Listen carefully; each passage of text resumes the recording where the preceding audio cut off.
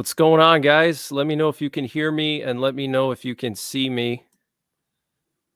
How's it tonight? Thanks for joining us on this special live stream.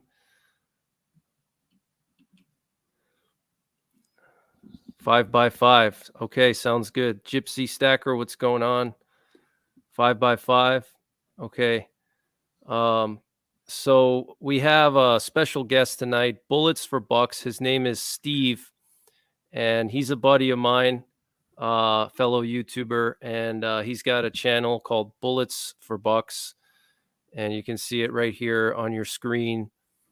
He does all outdoor stuff, mostly hunting, shooting, fishing, but most outdoor stuff he covers. A lot of firearms reviews, a lot of gear reviews, a lot of hunting.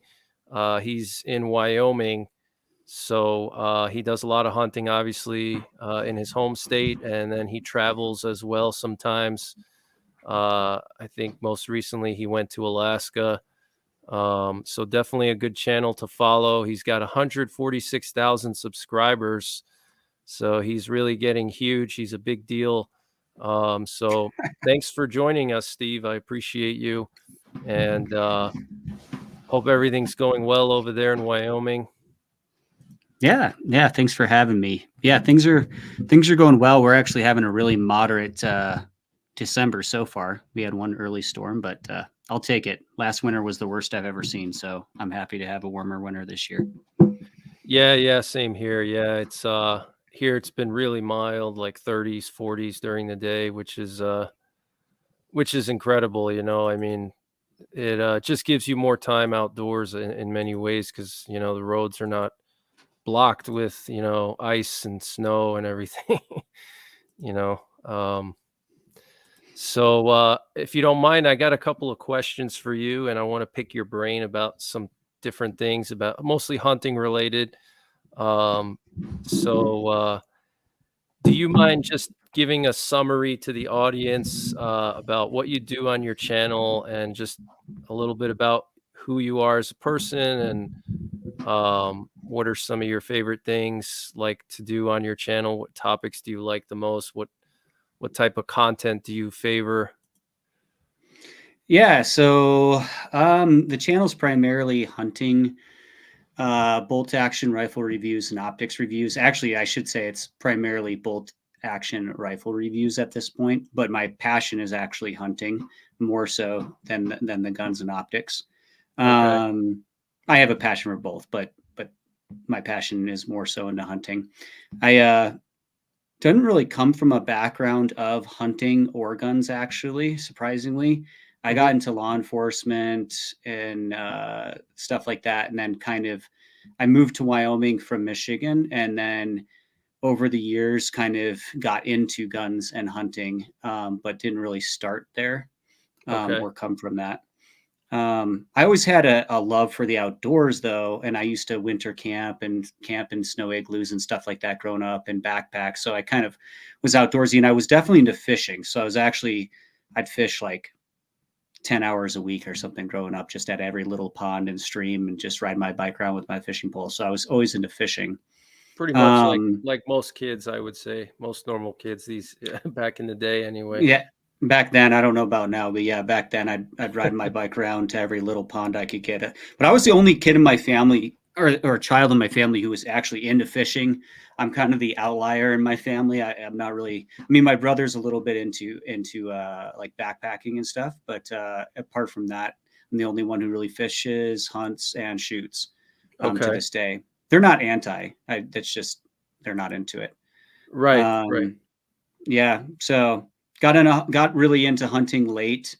I mean, I hunted a couple of times as a kid, borrow a guy's shotgun and go out in their yard or something as a kid, but not very much. I pretty much didn't get into hunting until like 27 or something like that. And that was in Wyoming. Wow. Then I went full force, and it was kind of self-therapy, you could say. I don't want to say therapy is probably the wrong word, but like I had a bunch of surgeries. And so it was like, I was at one point really into the gym. I was kind of a gym rat. And so it was like, what can I do that's not weightlifting while I'm while I'm having all these injuries, and still, enjoy my life. And so that's actually kind of what catapulted me into hunting. But once I do something, I tend to do it very, very much, Right. and 110%. But yeah. Right. Well, when you live in Wyoming, I mean, there's not much else to really do. I mean, what else? What else can you do? I mean, you're either going to hunt, maybe you do off-roading. I mean, there's no beaches there. It's so it's like there's not. You're kind of forced to do it, and there's tons of land everywhere. So it's like a no-brainer. It's very easy to do. So Yeah, there's unhealthy things in Wyoming that people do, but yeah, basically, I mean, hunting is kind of a way of life, or a rite of passage still out here. There's ranching and things like that as well, but yeah, right, hunting is kind of like out here. It's like it's camping, 4x4ing, off-roading. It's all inclusive. Like when you hunt out here, generally you are going to go off-roading a lot of the time, or you're going to be camping a lot of the time. It's not necessarily like hunting out east separate, where you might just walk to a tree stand and sit for a right. couple hours or something like that. It's very different. Right. Yeah. There's the land. There's lots of land, and to access that land, you need to be able to reach. You need a good vehicle, and so it's all one thing. It's not like you could just walk out your back door. I mean, I guess you can, but especially for some of the larger game, you need to go out into the mountains, the more secluded areas. I'm assuming for like moose and elk and stuff like that. Um, So, did you hunt when you were in Michigan? Did you hunt in Michigan at all, or you didn't start until you moved to Wyoming? And what was the reason you moved to Wyoming? Did you move out there just because you wanted to hunt, or was it just to get away from the East Coast, or what was it that motivated you to go there? It was actually pretty much out of necessity. It was when the economy was basically crashing in California and Michigan in between 2008 or Right, 2006, but really 2008 to right, 2012 was bad. And I left in especially for 2000. Michigan.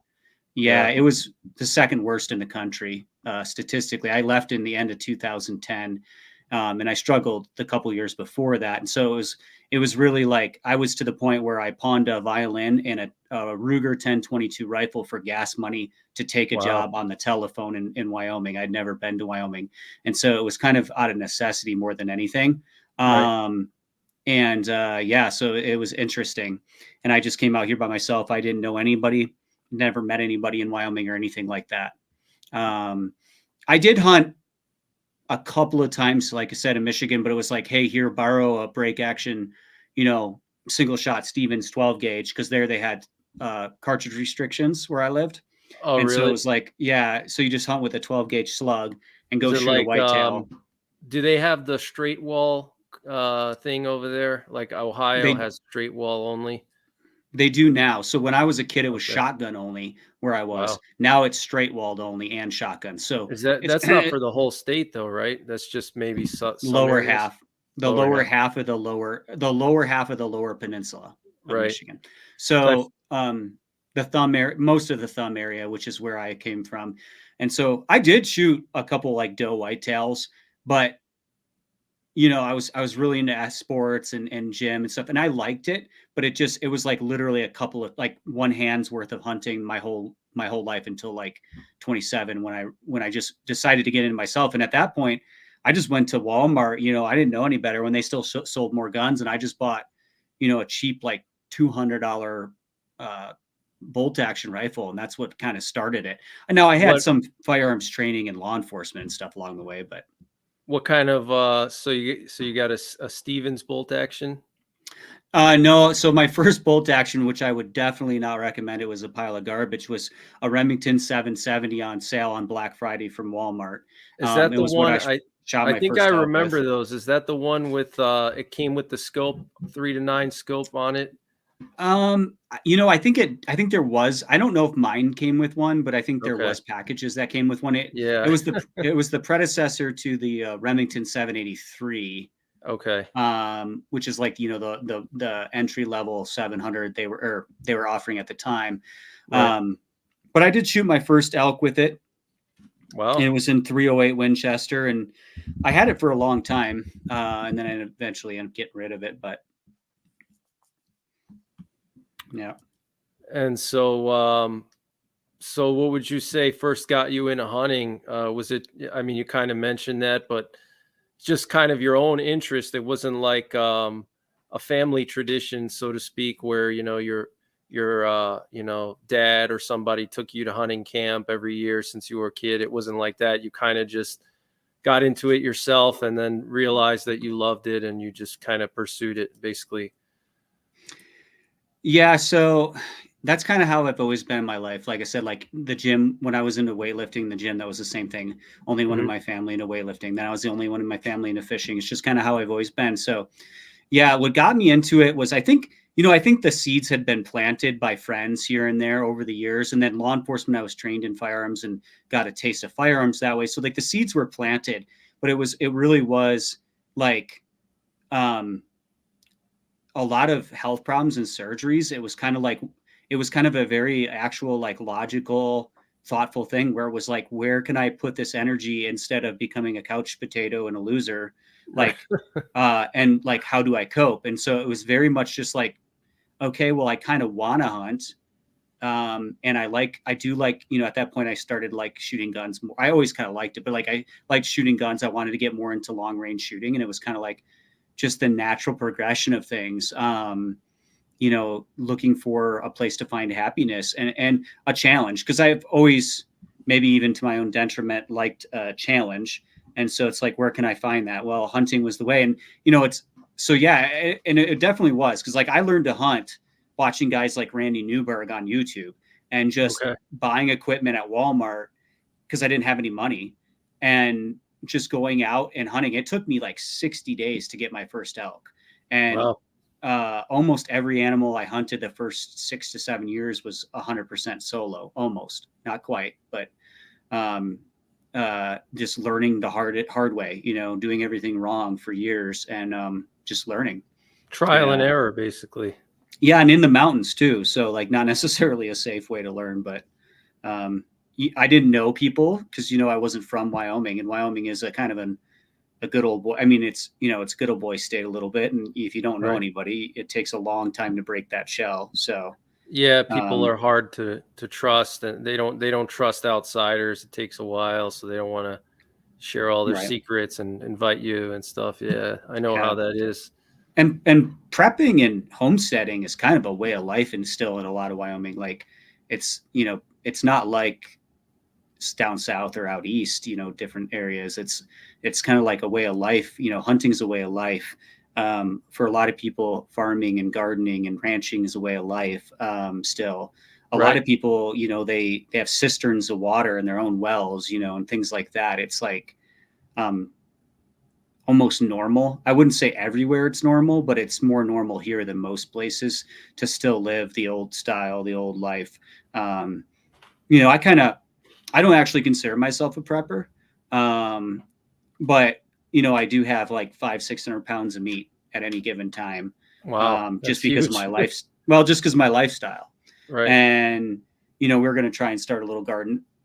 Unfortunately, where I'm at, I'm in the second most expensive county, and buying land where I'm at is like insane pricing. And So how if it would, when you I would say love insane, to.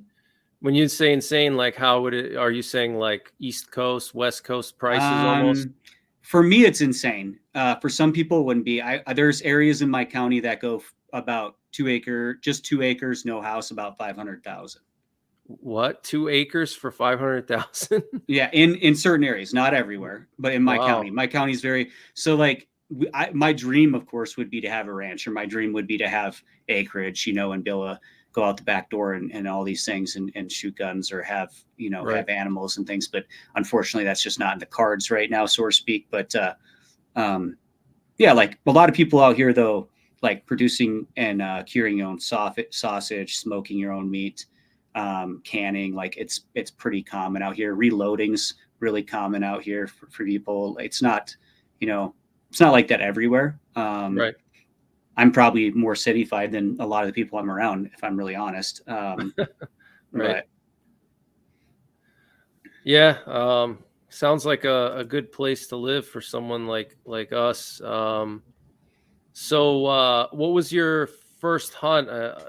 You want to just kind of explain like like where you went and what was it like your first time hunting? Yeah, sure. There's a lot of questions. I don't know if are we going to go back over some of them, or I don't know if we'll ever catch up. Huh? You get a lot of. Oh yeah, we can We can go try to through them. skim it, I guess, later. Yeah. Somebody asked where I was from. I'm in Wyoming. And somebody asked where if there was big bucks here, and there is, but last winter was really bad. We had a lot of winter kill in CWD, but there still Okay. is some big bucks. But anyway, so the first hunt was at, and I'll go all the way back from start, where the seed was planted, so to speak. I actually got to go hunting there last year for turkeys, which was fun, kind of full circle a little bit. I think I saw that. I think I saw Yeah, it. it was just a guy. I worked lawn and landscape um, all my teenage years, and a guy who was working with me for the company. Just his dad owned like I don't know 100 acres or something like that, and was like, "Hey, come on out hunting." So they convinced me to come out hunting, and they did. They gave me a break action. I believe it was a Stevens shotgun and 12 gauge slug. I think it was a 2 3/4 slug, and they put me in a homemade, rickety old wooden tree stand, like not a safe tree stand. It was, plywood and all that, half rotted out probably, but it was nice of them either way. And right at last light, I shot what I thought was a doe. It turned out it was a button buck. I didn't know any better. And I couldn't find it. There was blood, but I just couldn't find it. And I think it had a front bead sight on it. That was it on that gun. And I had hardly shot guns at that point. Well, I had to work the next day. I worked a lot. I started working at 8 years old. So Wow. I was working the next day, and he called me and was like, "Hey, we found your deer." And so I was excited like that. I think that planted the seed. It wasn't, there was other things in life at that point, but I was very excited, and that was my first taste of my own venison. That might've been my first taste of venison ever was from that deer. I'm not sure 100% because my neighbor hunted growing up. But yeah, that was my first hunting story. It was, like I said, planted the seed. So It's crazy the technology of firearms and scopes and gear from even just 10 back then, like when I started hunting or when you started, I kind of started a little bit earlier than you, but the technology is like today it's just like the leaps and bounds ahead of what it was years ago, like. oh yeah, it's I mean, if you're hunting 25 or 50 yards or even 100, you don't need most of the stuff they offer today, even Yeah, that's arguably true. 200 yards. But I mean, Yep. yeah, I just was putting together. I'm hoping to go wild hog hunting in Florida the week after next, a couple of days, and That's awesome. I was just putting together an AR with I shouldn't say that word too many times on here, but I was putting together it with a scope that's digital. It can do day or night, and it has internal barometer, level. Right. It can record. You can attach, the rangefinders to automatically transmit the information for ballistic calculations, and that's actually like old tech. I mean, that's like 6-year-old tech already, Right. at least. And so, like, it's every year, I go to SHOT Show. It's just, there's things there that'll blow your mind, and that's only the things you're seeing. Then there's the things that the military is developing that's well ahead of even that. I Oh used to yeah. do government bids for for a private company. We would bid on stuff for government contracts for like FBI and like DARPA and Oh wow. all kinds of stuff. And the stuff they would propose that you would bid on would be just like outlandish, crazy stuff, right? Like just Did space you age, have did space you have a top technology. secret clearance for that, or? I think you know what we applied for FBI like basic clearance. I don't think we didn't have top secret Okay. clearance. I wasn't like it wasn't that cool, right? I to bid on to be honest, to bid on most government contracts, I forget the website you go on, but there's one website. It's basically everything on there, even a lot of the DARPA stuff. And it's, when they're putting out a proposal, that stuff's not necessarily that secret. It's more when it's like, okay, somebody The won the specs, right? bid and then they're actually able to create it. And then that's when Right. it becomes top secret, some secret stuff. Right. Right. Um, but DARPA would put out some stuff that was just crazy, like I can't even think of it right now, but like they'd put out basically an outlandish thing they would want, something that you would never think could exist, and just see what people could come up with. Wow. Um, Interesting. we So were trying to develop. a lot of those conspiracy theories about DARPA might not be that far fetched, basically, is what you're saying. I don't know. I know your audience is different than mine. I'm not really that much of a conspiracy theorist person. I mean, Okay. I'm kind of 25, 75 or 50 on it. Okay. I think one thing that we were working on was, and it wasn't for DARPA. I forget which branch of the military it was for. It might have been just for DoD in general, but we were trying to develop a non-invasive wound dressing for a gunshot to the chest. Okay. That could detect a pneumothorax, or a pneumo. I'm probably saying it wrong. Pneumothorax. Yeah, that's correct. Or a hemopneumothorax. Right. Because that was the number one cause of death in Iraq during the time where we were working on this. And so, or it might have been Afghanistan. But anyways, it was the number one cause of death was a gunshot wound to the chest. And they had these, the medics or whatever, they couldn't, the soldiers couldn't detect, if they had multiple wounds, they didn't know which ones for sure were developing into a pneumo or hemopneumothorax. And if they did invasive stuff, of course, you can cause more damage. And so some other person won the contract. Some other big company won the contract. We were just little tiny fish in the big sea, right? But we had talked to Dr. Heimlich, who was the doctor who had developed the Heimlich maneuver. So we talked with him and stuff, and he was a really nice guy. I think he was already 80 at the time or 70 at the time, but because he not only came up with the Heimlich maneuver that we know, but he also developed the Heimlich valve, which is what they still use, I think, to this day, a lot of times to relieve the pressure from the chest cavity when that happens. So he actually developed a Heimlich valve as well. Wow. And but we really had a hard time even coming up with a solution for that one. We really didn't. We kind of came close, but that's pretty interesting, man. Wow, I didn't even know that about you. Well, rabbit trailing off. It's not that. That's interesting. Yeah. We have someone asking about they're looking for their first bolt action rifle, just starting to get into hunting. Any recommendations, just general, whatever you want, any recommendation you want to give? Well, I like to know like where and what type of hunting is preferred, because there's so many options on the market. It's hard for me to even answer these questions anymore, especially when it comes to like optics. Right. But I'm it's no secret I'm a Howa fan. It's actually pronounced Hoa in Japan, but Okay. Howa.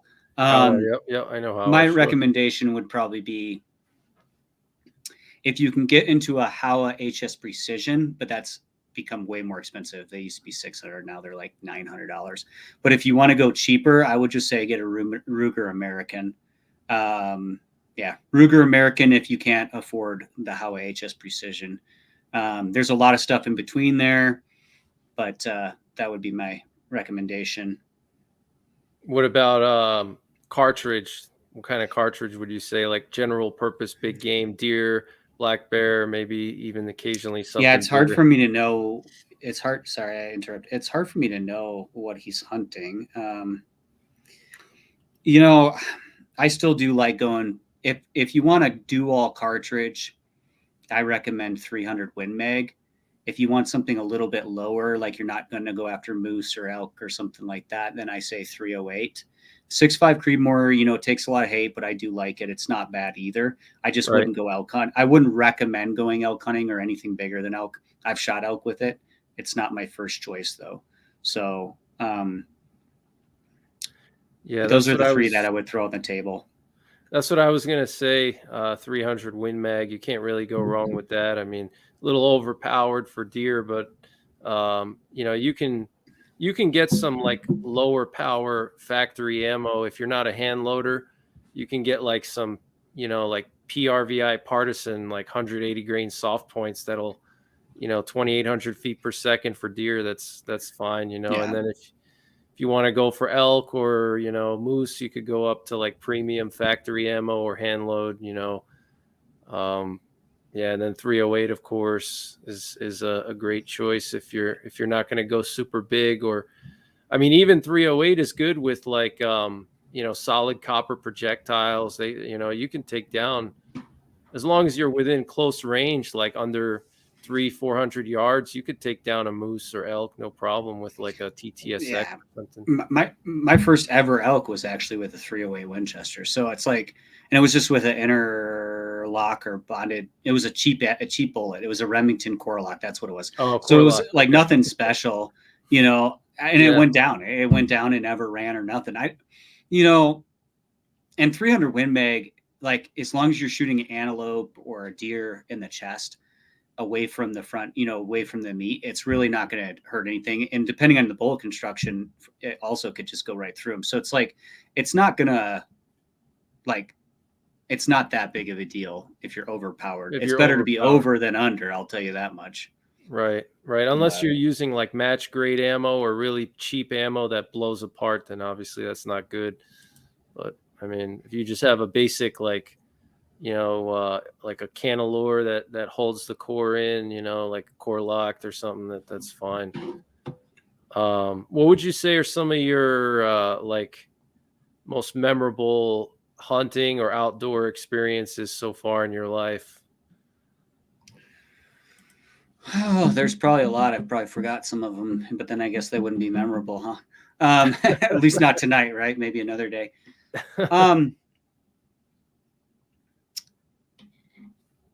Well, we'll talk about the mountain lion story since I brought it up earlier. That's not a hunting story, though. So when I was about, maybe 10 or 11, I think it was 11, maybe 10. I lived in basically near the base of the thumb area of Michigan is what we call it, but Lower Peninsula, Michigan. And there was at that time especially, there was no confirmed sightings, no publicity saying like there is mountain lions in Michigan.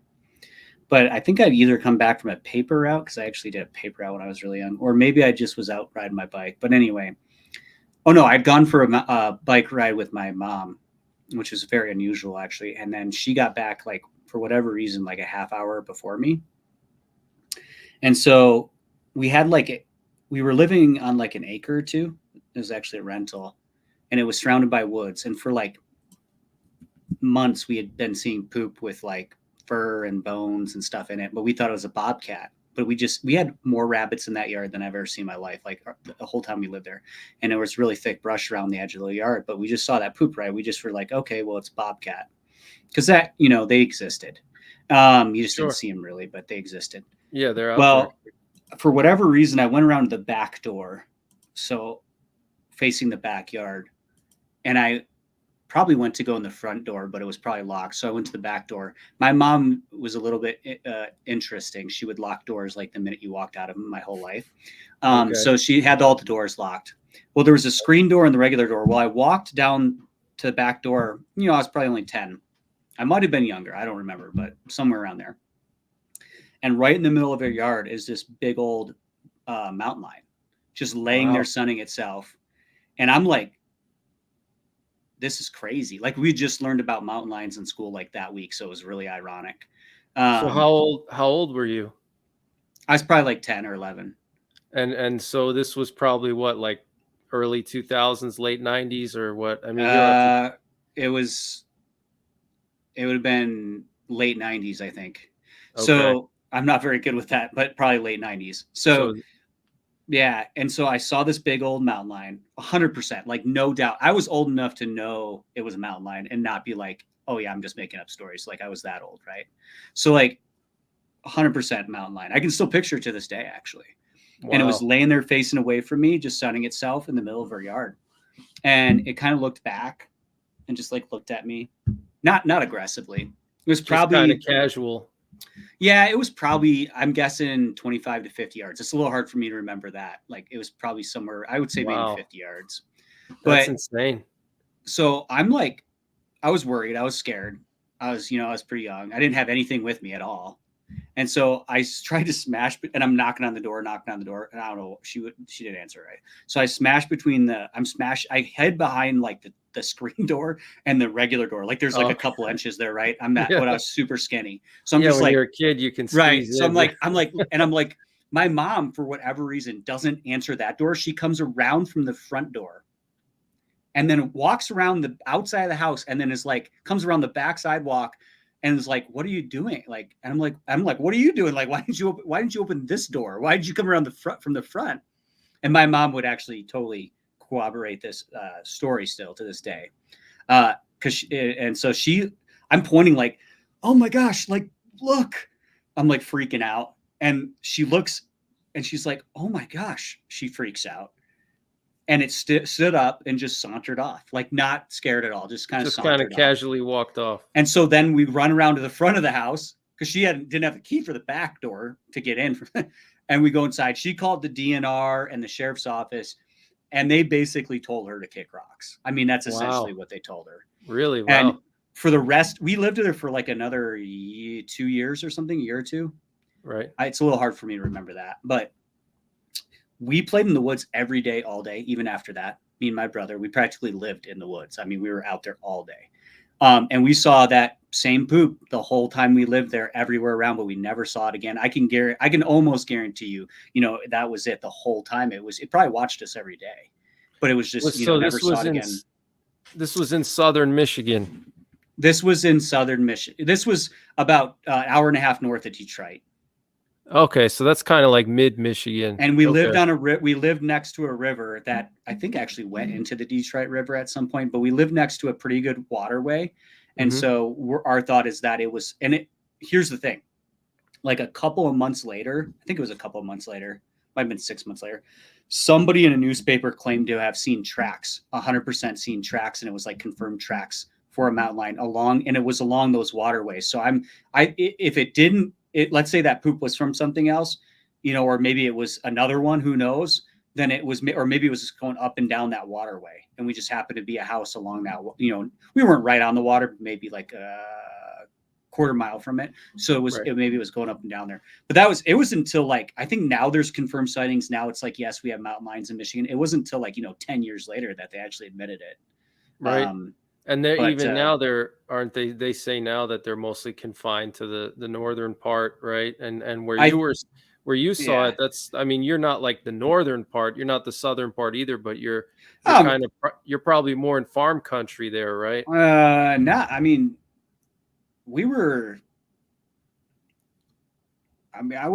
was farms around, but we weren't that far out in the country, really. You know what I mean? Right, more like outer suburbs.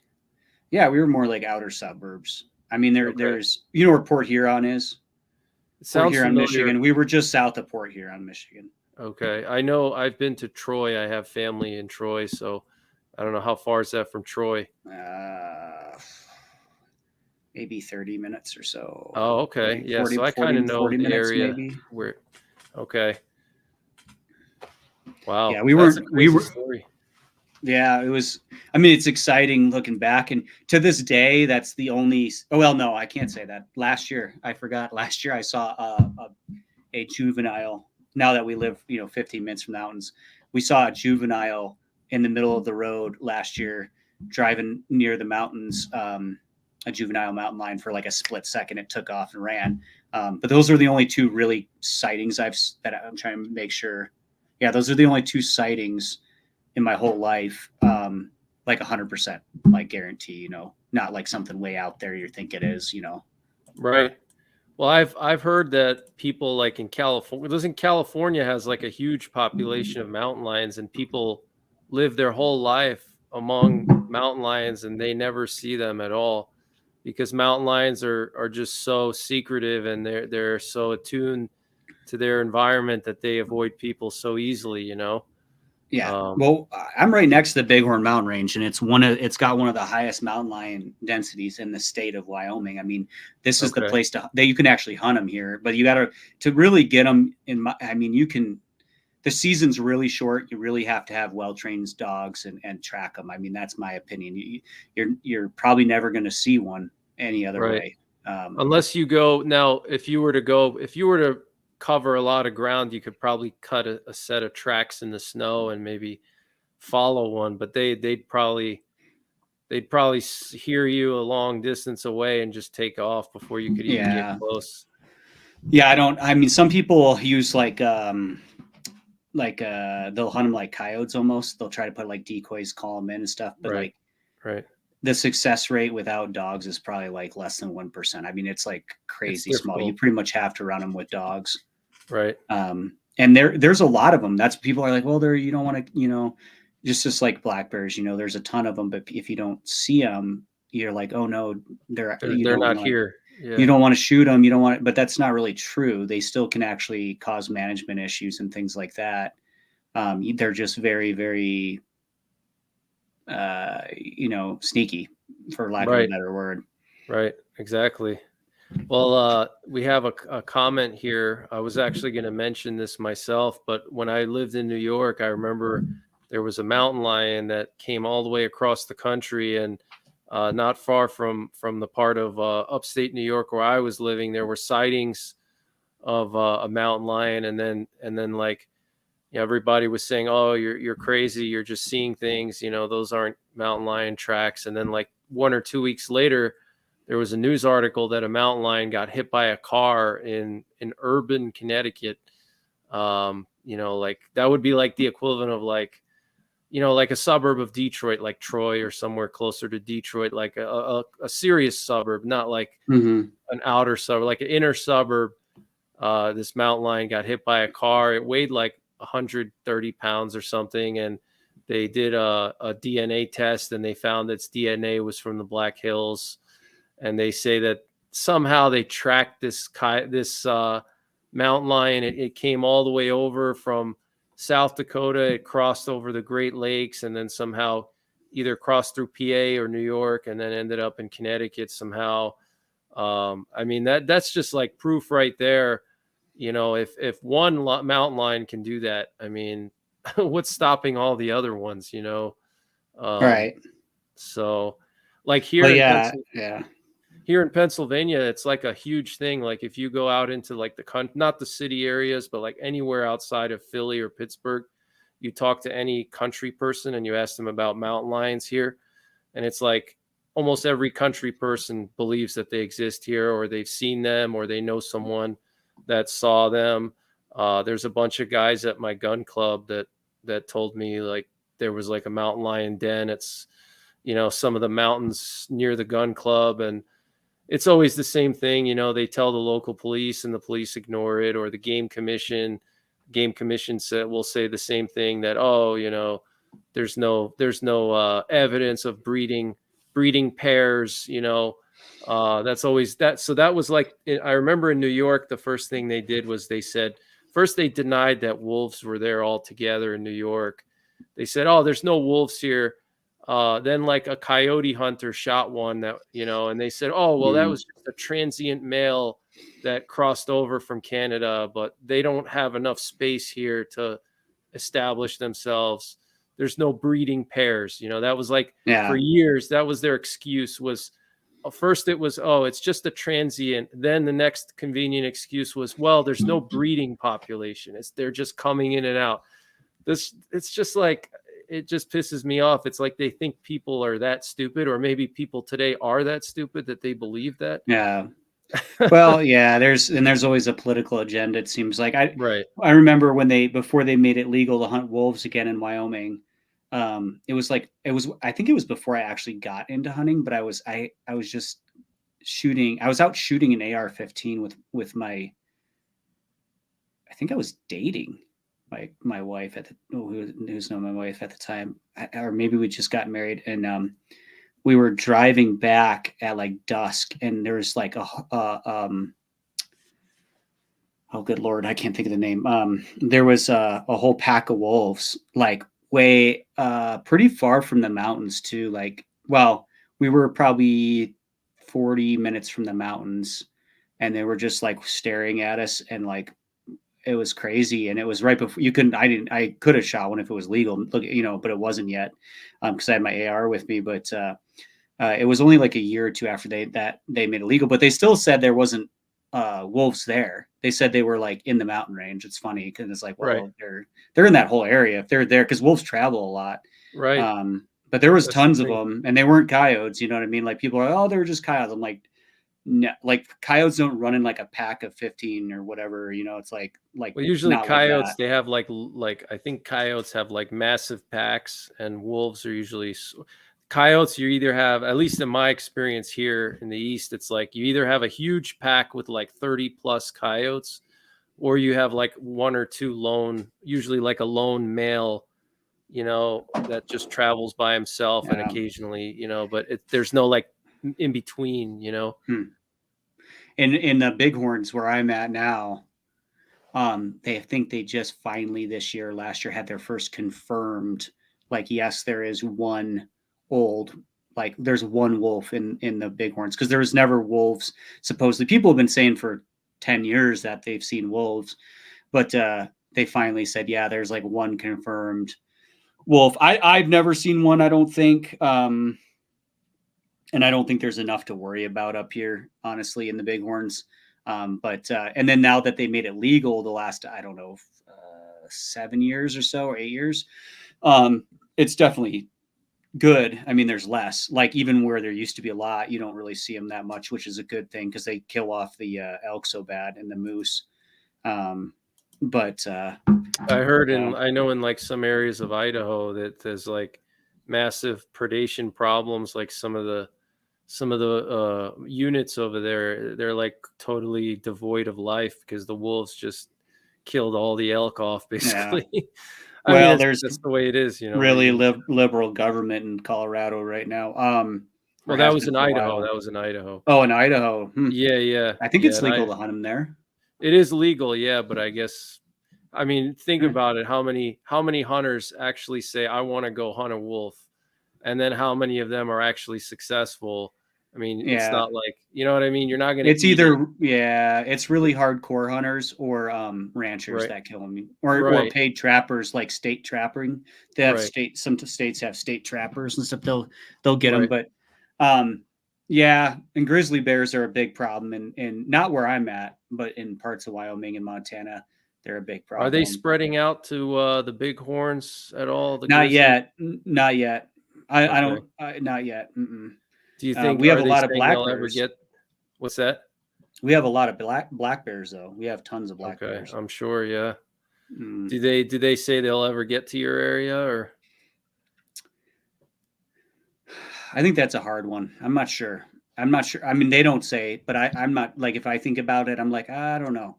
I mean, I don't know if they ever will or not. There's a lot of open barren land between you and like the nearest population. They'd have to cross like a couple hundred miles. But I did hear that there was a grizzly, I think it was a sow, somewhere, like it was pretty far outside of Yellowstone going towards your direction. Like it was, I don't remember the name of the town, but it was pretty far out there. Like it was like at least 100 miles east of, out in that barren area there. It was pretty surprising.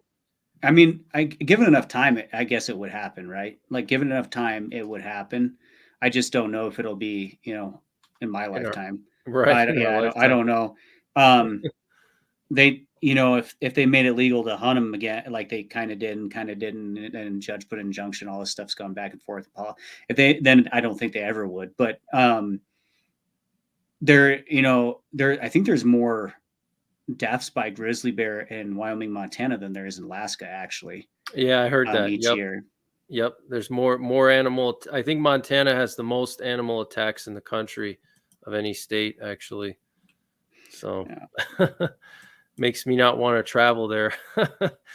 I used to hunt where they were by myself, but of course I was younger then too.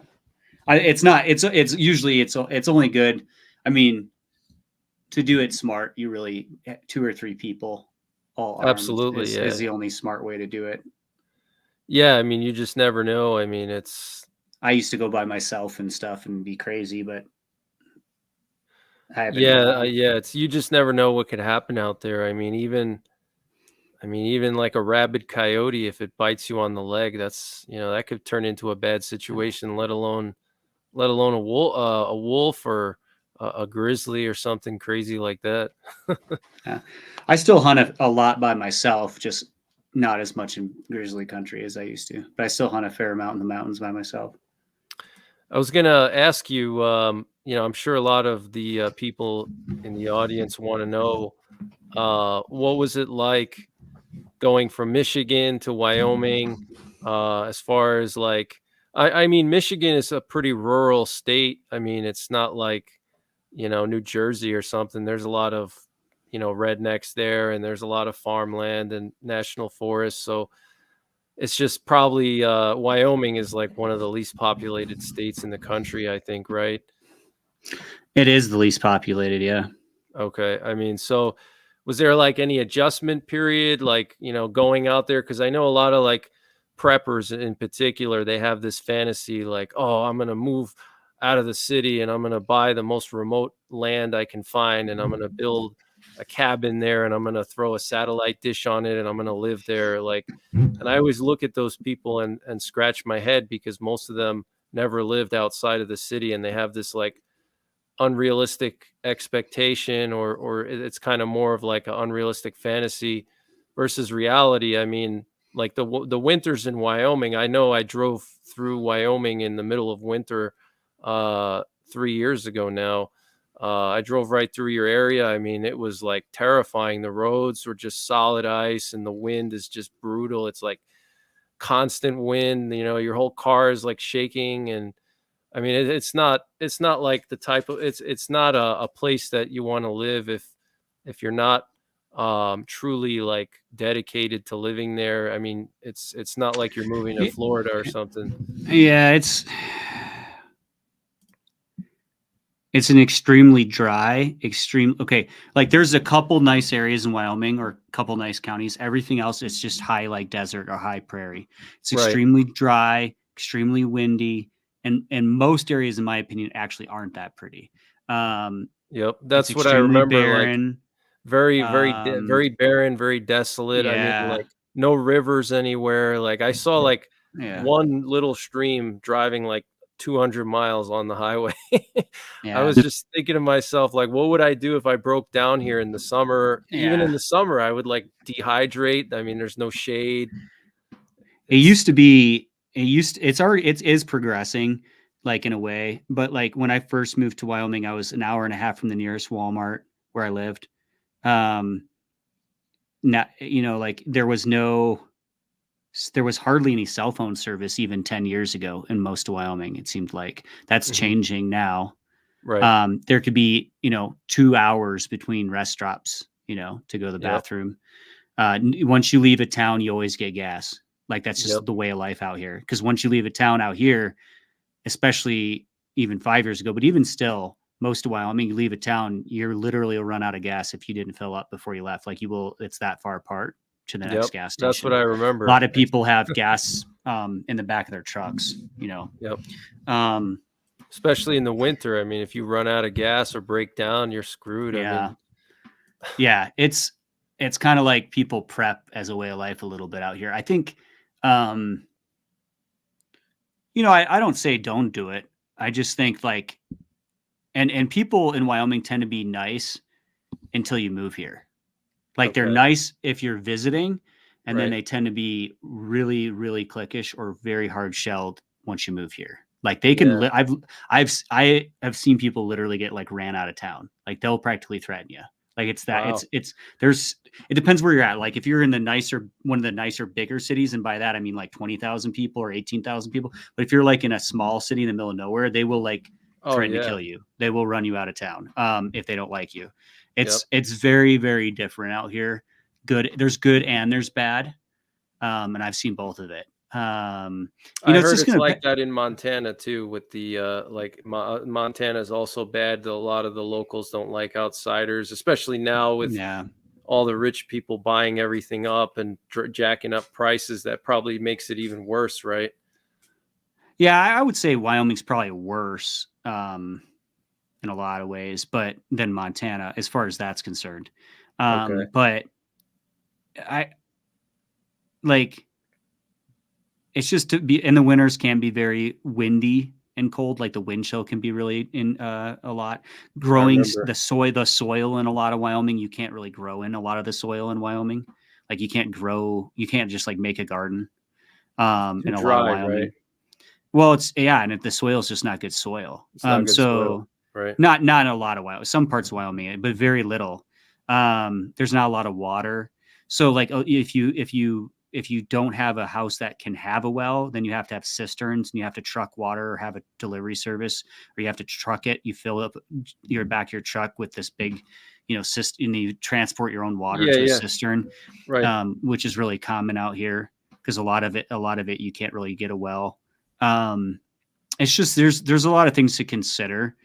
I wouldn't say don't do it. It's just a lot of things to consider, and it's right. getting more expensive. I think that like if I was a prepper in Michigan, I would probably just move somewhere out in the lower north or the northern peninsula. Of course, the northern peninsula gets tons of snow, or go to like Kentucky or something. Like there's a Right, lot of vegetation and good right. soil on the eastern side of the country, Yep. and there's a lot more water, and there is more amenities if you decided you did need something. Like out here, if you get hurt, you're probably gonna have to medevac everywhere you go almost.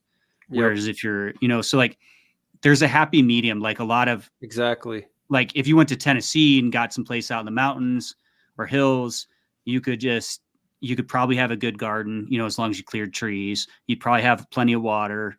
Um, like the winters wouldn't be as bad.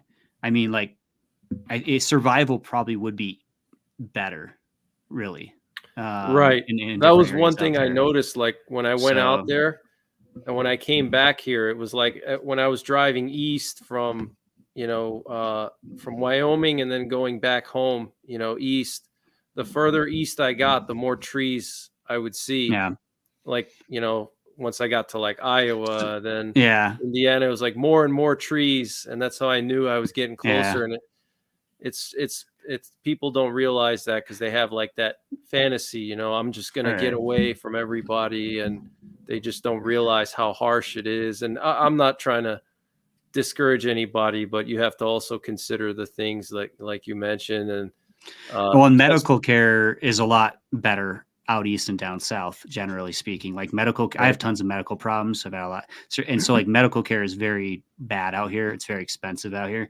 So I think Mhm. like there's a lot of things to be aware of. I think like from like a survival standpoint where there's not like some sort of maybe civil war, you're probably better in more temperate climates, more vegetation, more water.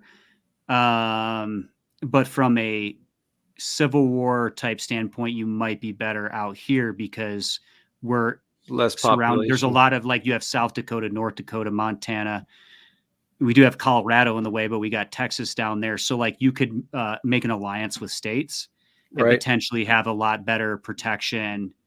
Whereas if you're out east, you're probably just going to get overtaken by the coastal cities and states, and liberal states are probably just going to like no matter how like you're Seclude. just going to probably get killed is what I'm trying Right. to say Yeah. I mean, it's essentially. it's going to be more. But It's going to be difficult to get away from the crowds, and that's one of the right. drawbacks. The biggest drawback to the east, aside from the more plentiful water and resources and soil, that's the big drawback is the population here.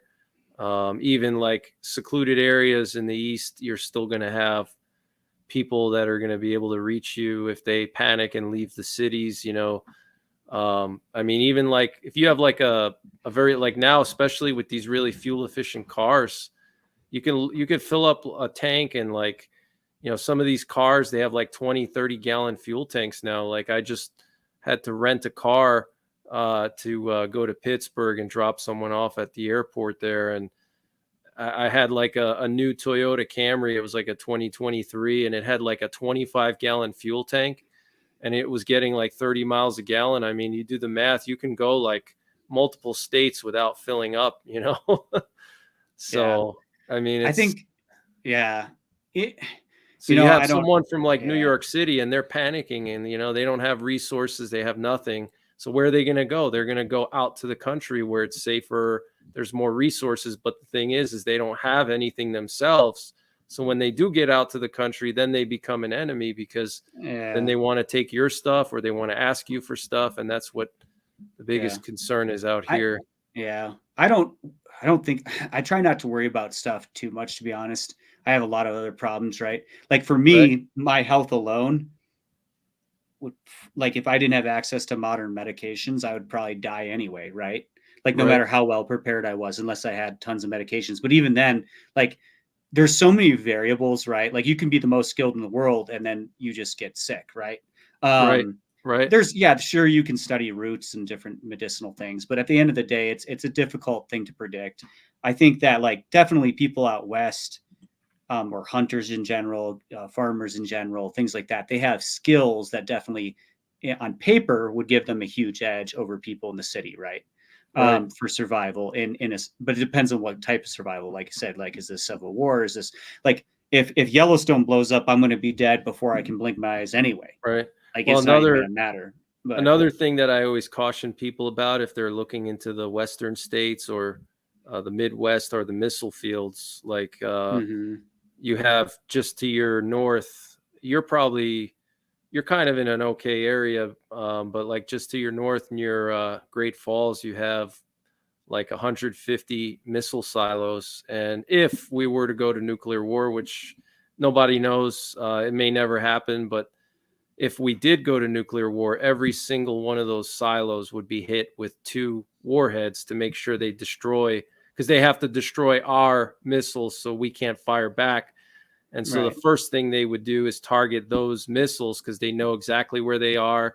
They don't move anywhere. They're there all the time. They can watch them on satellites. So they immediately, so you're looking at 300 nuclear warheads being detonated in central Montana, southeastern Wyoming, and northern North Dakota. Right. So the Yeah. fallout, the Yeah. cloud of fallout would just be insane from that. So that's one thing I Yeah. always caution people is, keep clear of those areas basically. Yeah, it's interesting. I like, yeah, I'm not huge into theorizing about it, but it is interesting. I think that, and those are the ones about. Like they were just selling. It was funny, like only like 4 or 5, maybe 6 months ago, I was looking on Realtor.com, and they were selling old missile silos, an underground missile silo complex outside of Casper, Wyoming, for like $50,000, and you got I've like a seen couple those. of, Yep. yeah, you got like a couple of acres and like all the underground bunkers. I was so disappointed. I literally was like seriously considering it, and not really for a prepper standpoint, but I wanted to make an underground shooting complex out of it.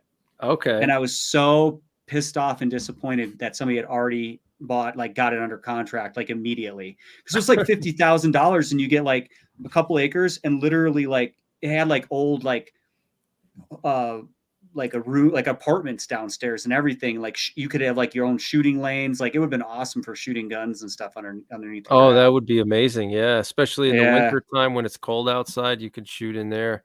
it would be interesting, and it was going so cheap for around here, but yeah, it's interesting.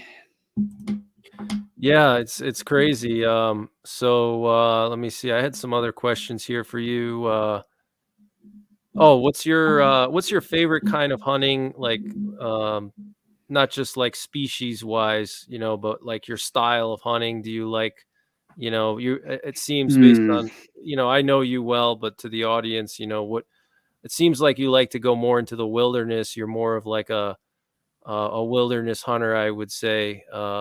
What really like makes you happy as far as hunting goes? What do you enjoy the most? I enjoy like mountain hunting, uh, but that's a complicated question because I enjoy mountain hunting for the scenery, but I enjoy antelope hunting just for pure fun. Like just from Right. a pure fun standpoint, I enjoy antelope hunting, which is very different. It's like high prairie, high desert. Yeah, But the pronghorn, you mean? yeah, North American. It's North American pronghorn, but people refer to them as antelope, which they're technically not. And people say speed goat out here, or just say goat sometimes. But yeah, they have nicknames for them and things like that. Yeah, I've Um, seen them on the side of the highway. It seems like they're quite numerous in the western states over there in those areas, right? most years we have more in the state of Wyoming than people. Wow. Yeah, so I could see Um, why it would be fun because it's almost like duck hunting, there's always action going on. It's You don't have to kill yourself to get to the game, and there's a lot of shooting, and it's fun. I could see that. Yeah, generally this year, last winter, I mean, this is where we had the worst hunting year I've ever seen in my life. Really? Yeah, but like generally speaking, yeah, it's we call it like shopping almost. So That's awesome. And I'm yeah. sure there's probably not a lot of whitetails out there, right? Or I mean, I've seen a few, but Actually, so in the county I am, there actually is a ton. okay. It's kind of a bad thing though. Like over the last 10, 20 years, but especially over the last 10 years, there's been tons of whitetail encroachment. So like where I used to live, there was none, and now there's more whitetail than like mule deer, and now there's no mule deer. And mule deer, in my opinion, are the one that I am worried about. I don't really worry about all the, all this stuff and that stuff, but mule deer I am a little worried about. Even the time I've been here, it's way harder to find a good mule deer than it was ever. You see less of them than ever. Places that used to have tons of them now are just whitetail. So there definitely is a big whitetail encroachment, and it's a little worrisome in a way for the mule deer.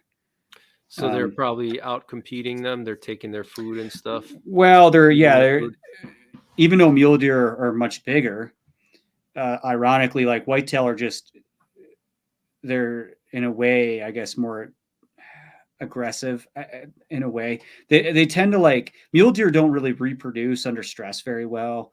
They seem to be more susceptible to CWD. They don't necessarily, whitetail are like rabbits. You know what I mean? Like they're not intimidated by mule deer. They take over their areas. They eat their food. They spread disease. Like, yep. CWD and the whitetail encroachment is really hurting mule deer out here, from what I can tell, as well as this last winter. And so, for the first year ever, in 7 years, I didn't get for the first time ever in my life, I didn't fill a deer tag that I bought. So like I've always filled the tag if I bought a deer tag of any kind, and I got a limited quota, which was ironically like the best deer tag statistically I've ever gotten. In southern Wyoming, and traveled all the way down there for it, and I didn't get a deer. Now I did pass like one small buck so that hurt it a little bit, but right. Yeah, like the hunting has not been what it used to be for mule deer. Interesting. That's the first time I've heard that. Makes sense though. Yeah, the white-tailed deer are very adaptable. They're very they're like roaches almost. I mean, they can survive anywhere. I mean, they're even in Alaska now. It's crazy. Yeah, they're coming in from Canada. So what are your favorite cartridges for hunting? What do you usually carry? Like rifle cartridge? Like what's your go-to cartridge that you usually have? Like what rifle and cartridge? Is there like a favorite one that you take with you on every hunt, or you constantly change every season? Or with what I do change way more than I would. There's a lot of things I have or do that I wouldn't do if I didn't gun tube. I've been using a 300 PRC a lot, and I've been using 6.5 RPM, which is a Weatherby, but really in reality, I would just probably use 300 Win Mag and 308 Winchester and 6.5 Creedmoor is probably all I would use. Except for maybe varmint, maybe I'd use 5.56 or something like that, or right. Whatever. But like for what I do, I would actually just use 300 Win Mag and 6.5 Creedmoor, and then a little bit of 308 probably. Like anything elk or bigger, I'd probably use 300 Win Mag, and then everything smaller, I'd just use 6.5. Mule deer, maybe 308. It would kind of be a toss up because they're kind of in between size. Right. But those would be like my go-tos for big game hunting anyway. I'm a big fan of 300 Win Mag. Really? That's good. That's good. Yeah, I'm a fan of it too. I think it's a great cartridge. It gets the job done. I have like 10 300 PRCs, and you'll see all my videos 300 PRC, but that's more just because that's right. Where the market demand is right now. And so that's just where that's more of a business thing than and there's nothing wrong with it. There's just way less there's way less ammunition options, and it's more expensive. And it doesn't do that much more. Exactly. So. Yeah. Plus, if you want to go hotter, like I just recently picked up a 300 rum. It's actually a custom. I had it custom built with a CZ 550 receiver and a Krieger barrel, and my gunsmith put it all together for me and chambered it. And I mean, a 300 rum is even better than a PRC because you get. I mean, I can pack like well over 100 grains of powder in that case and still have room to seat like super long bullets, no problem, because Right. the case is so massive. The volume of a 300 rum is only like 3 grains less than a 338 Lapua, Right. So it's like the PRC, it's kind of like, I mean, what did it really do? It didn't really. I mean, I guess in some ways it did a lot, but I mean, I don't know. If I'm going to recreationally shoot ELR using Right. factory ammo, then that's the advantage. But Right. but not much. I mean, it looks like somebody asked what's my favorite pistol. My favorite pistol, that's a loaded question. I mainly just used pistols for like work. I am trying to get back into pistols more, hopefully this coming year. But I kind of went to the bolt action realm for the majority of the last 5 years.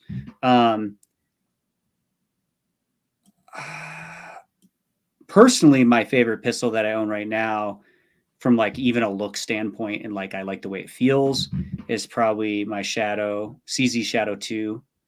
But and then what do I take? And this is going to irritate some people. What do I take if I'm going to grizzly bear country? I was going to actually ask you that. It's a Glock. I need to get a 10 though. I've been actually carrying a 40. What I would get, I need to get 10. But it's a Glock. But I do hate on Glocks a little bit. I try to. What I do with Glock is I try to pull people into seeing stuff more objectively, because it's like we get stuck in ruts, right? And then you have confirmation bias, and then everybody's like, Glock is the best, and it's like, really? Is it really? So yeah, I know what you mean. Yeah, I mean it gets the job done, but it's not like anything super special. I mean, if you tear down a Glock and you compare and I've done a video on it comparing. I have a 10 millimeter 1911 and I have a Glock 10 millimeter, and I pulled it apart, and like you'd be surprised like how skimpy the ejector is on the Glock. It's like this little piece of metal versus like on a 1911, it's like this big beefy ejector. Yeah. That's never going to break on and people will be like, well, Glocks never have any problems, and you don't know what you're talking about. You're an idiot. And I'm like, I carried one for like 10 years straight, like every week.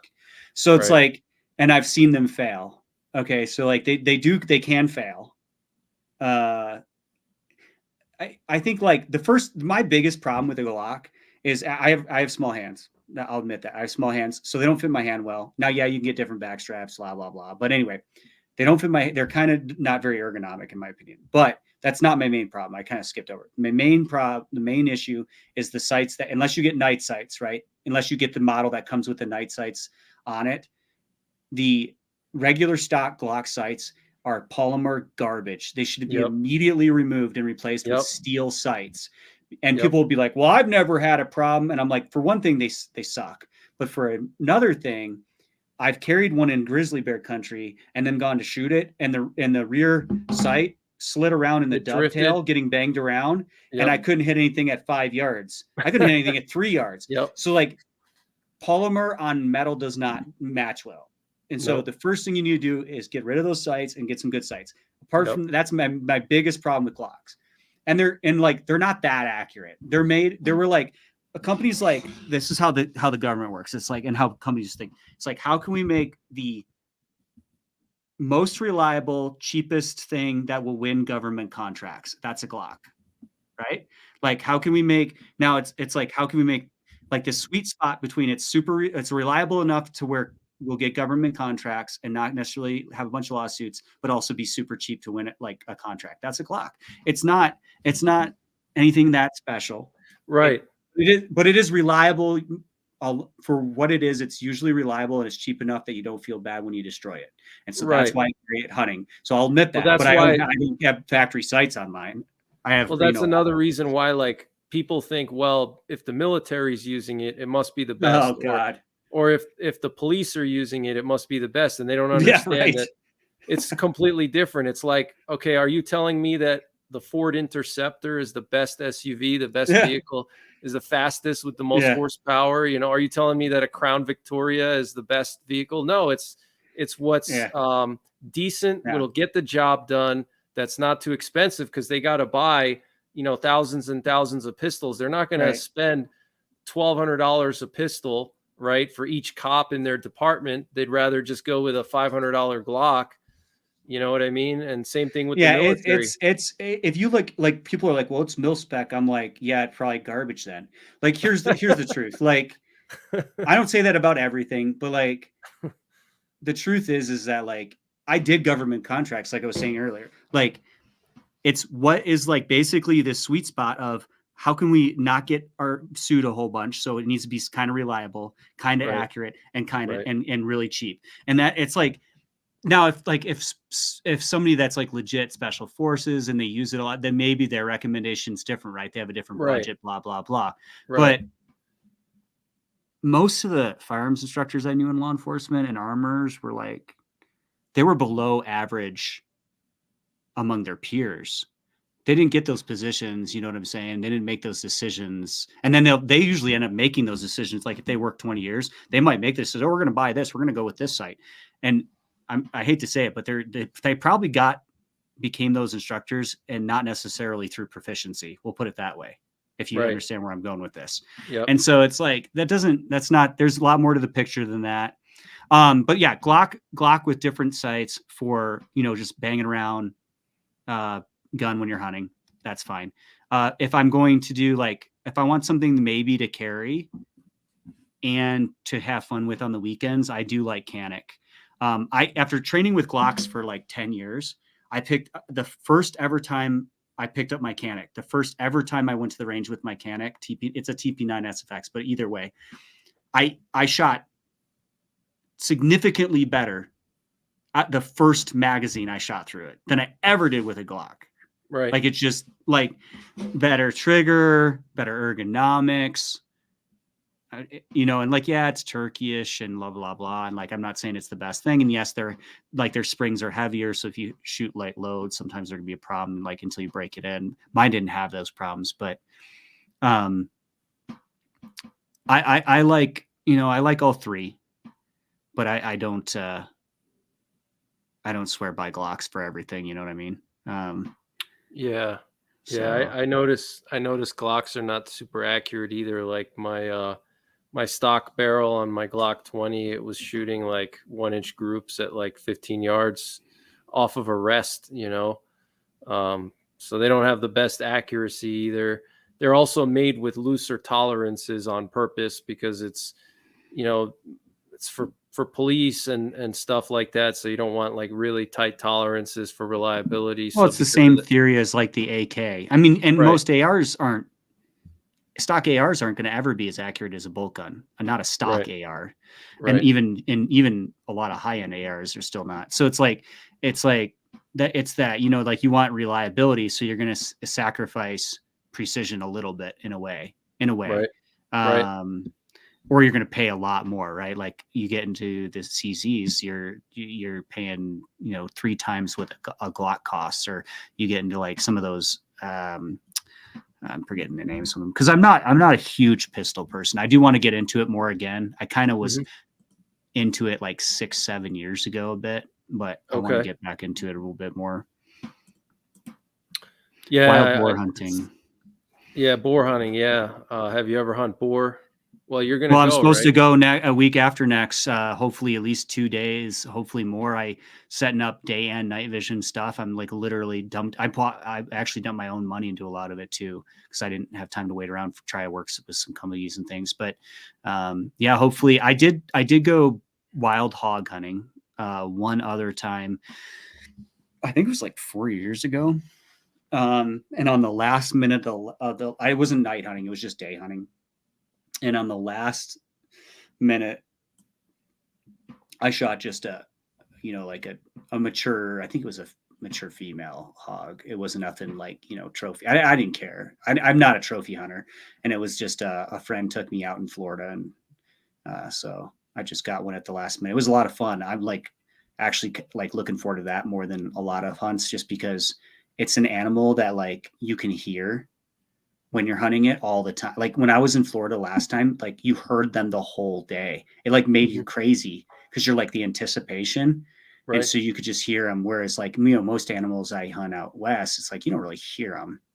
I mean, elk you can call in maybe a little bit and things like that, but like you don't really, so it's kind of cool. And they run towards you a lot, which makes it more exciting. So they're mean. Yeah, and they're really fast too when they charge, especially the males.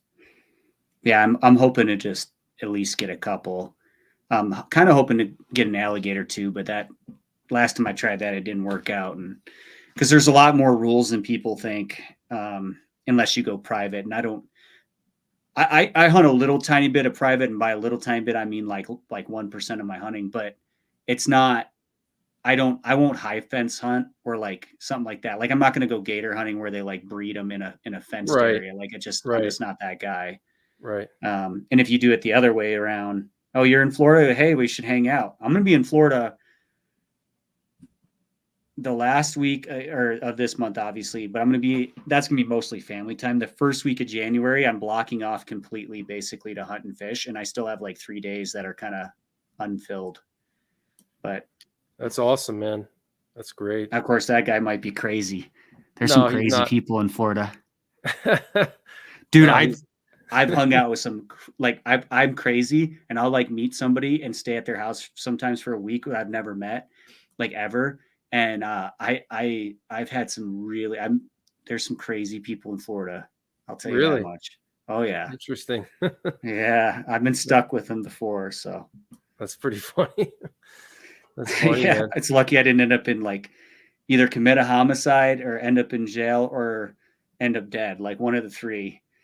But you know what I was thinking on the topic of wild boar? You have a Slavic background, right?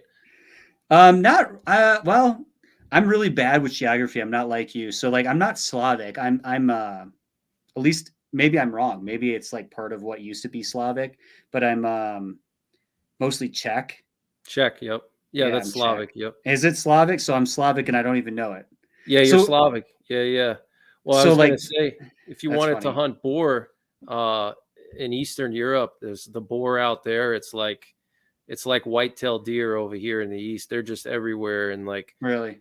And they, look up like European boar hunting, like in, any, like even Germany, like it's really exciting because the boars out there, they get like 400 or 500 pounds, but they're not fat. They're like solid muscle.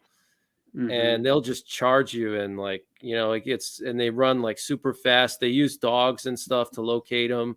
And it can get really exciting. And I mean, if you're ever interested, we could go like, if you ever wanted to discover your homeland one day, we could do. I've always wanted to go back to, see my homeland. I've never been to Europe.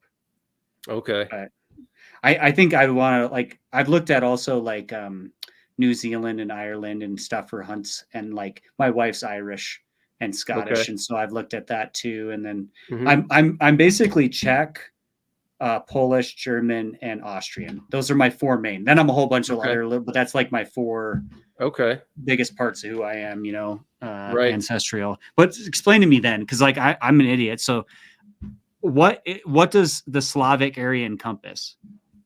Because I always thought Russia, like Russia area, like more Russia and when I think Slavic is usually basically east of Germany. East of Germany and Austria, essentially, and then north of Romania. So like, like Poland, Czech, Slovakia, and then going east, Ukraine, Belarus, Russia. You have what's known as Western Slavic, which is Czechoslovakia. Now it's separated. It used to be one, Czechoslovakia and Poland. Those are what they call Western Slavic. Then you have Eastern Slavic, which is Russia, Ukraine, Belarus. And then you have actually Southern Slavic, which is the Balkans Peninsula, like Croatia. Trump's wife is from Slovenia. that area. So it's kind of the southern part of the Slavic, at one point in history, that was all connected into like a giant Slavic empire. And then it separated because Austria-Hungary and they got in over there, and then Romania got in. So it separated the southern Slavs from the western and eastern Slavs to the north, basically. So hope that explains it. I always just said Eastern European, like that. That's what the terminology, because I didn't study it a lot. You know what I mean? Like I claim the Czech heritage because my last name is derived from, it was spelled slightly different, but it's Czech. And then I was really into hockey growing up, and that's, very popular in there. And so like, I always claimed that, that's my dad's name. But yeah, my grandma, it was from Austria. And then my other grandparents were Polish from, I think they were second generation, but yeah. So wow. Like, pretty cool. Yeah. My grandma was actually born in Austria. So she actually just died. She was 92. So it's not like it was a long time coming, but she just died last week. Okay. Or the weekend before. Sorry to hear that. Sorry to hear that. Oh yeah. I appreciate it. She lived a very long, good life. You know what I mean? And so it's like, it was, she went the best way possible, so. Well, I mean, I highly recommend, like, you should definitely put that on the top of your list, like going to your homeland, because like Czech Republic and Austria, I mean, the mountains there, you'd love it, man. It's like the mountains, especially, like a lot of the German and like Switzerland and France, the mountains are very touristy. Like the Eastern European, the Carpathian mountains, like Czech, Slovakia, Poland, they're a little bit less touristy. So you can really like get away and go into like some nice secluded areas. They're not as crowded like the Alps, you know what I mean? But like Austria is amazing. Czech, Slovakia, Poland, the mountains are just incredible in that area. I mean, like Austria is just all mountains, it's like the whole country is just mountains, and they're huge. It's incredible place. I think you'd love it out there, especially if you do some like hiking and stuff and exploring the nature there. It's amazing. Yeah. I like foods. I mean, I imagine they're a little different out, but I like punchkis. I'm probably saying it wrong. Like the jelly. Yeah. Donuts, it's like a donut. Yep. Yeah, it's Polish, and then I like a lot of the food I like is actually Polish. I like those, and then I like pierogies a lot. Sure. And I like fresh kielbasa, not like the smoked, but the actual fresh kind. Right. They have to cook more. I like that a lot. So I like some of the foods out there. Yeah, very good foods out there. Yeah, very good foods. Mm-hmm. What like, do you take any special precautions when you go into bear country beside from carrying that Glock? Is there anything in particular? Like, you mostly hunt in the bighorns, but you go to Alaska sometimes and there's grizzlies there. When you well, could you actually tell us about your trips to Alaska, and then you could That's a lot right there. A lot to unpack. As you can, obviously. And then, like, what did you do? Anything special beside, I'm going to carry a pistol? Is there anything else like you did, whether it was just your awareness of your surroundings or your food, putting it in a tree or something, whatever? I tend to be a little reckless, so I don't probably do everything right. But I think I went to Alaska twice. Last year and this year was the first 2 times, the 2 times ever. And DIY adventure, basically met up with people I'd never met in person before to go with and stuff. But really I headed up this year's trip 100% almost. I mean, I had a lot of help from people there, but I headed that one up. The last one was kind of maybe 50-50. But I think whether I'm going out, and I don't think I can get into all the stories this time. We might have to do that again, just Alaska thing, because there's a lot of stories, good and bad, that came from Alaska, or funny. There's a lot of things. There's a lot to unpack there from both trips, but on a lot of different levels. But what I do now in general is like I tell somebody when I'm going to get back, right? And now in Alaska, it's a little different because you might be gone for a week or two, but those are basics, right? And then usually I try to give people waypoints, whether that's my wife or somebody, like 2 or 3 people, waypoints of like, this is where base camp's going to be or where it's at. Right. I do have a Zoleo, which is a satellite communicator device now, and it can do an SOS function. I was just going to mention that I have that too. I have a different one, but I wish those idiots would give me a promo code so I could make some money off of it. No, I'm just kidding. I love that thing. I've tried to like work with them. They haven't really want to play ball with me because I really genuinely want to promote their product. Like I like it. I've been using that for about 3 or 4 years. I got it because I had a friend and like I'd been thinking about for a couple years, right? But I got it. Kind of what stimulated me to get it for sure was, I had a friend in Wyoming who got a cow elk, fractured his leg in 2 spots, and then had to crawl like 3 miles to get cell phone service. wow. And he didn't have anything. And I think he still doesn't, ironically. But I learned from his mistakes. And I said, I'm going to get one. Like I hunted by myself almost exclusively the first 5 years I hunted. I've been in near-death situations a lot. And I have a lot of health problems. And I'm like, even though I'm young, so I'm like, I kind of just felt like, it was time. Right. And so I got one and I definitely like it. I've never had to use it except for like send text messages. I've used it for fun, right? Or for like to send waypoints or to say I'm okay to my wife or something, but I've never had to use it. Right. I think that like there's an aspect people don't think about though, and it might sound corny, but it'll actually help you focus and remain calm better too.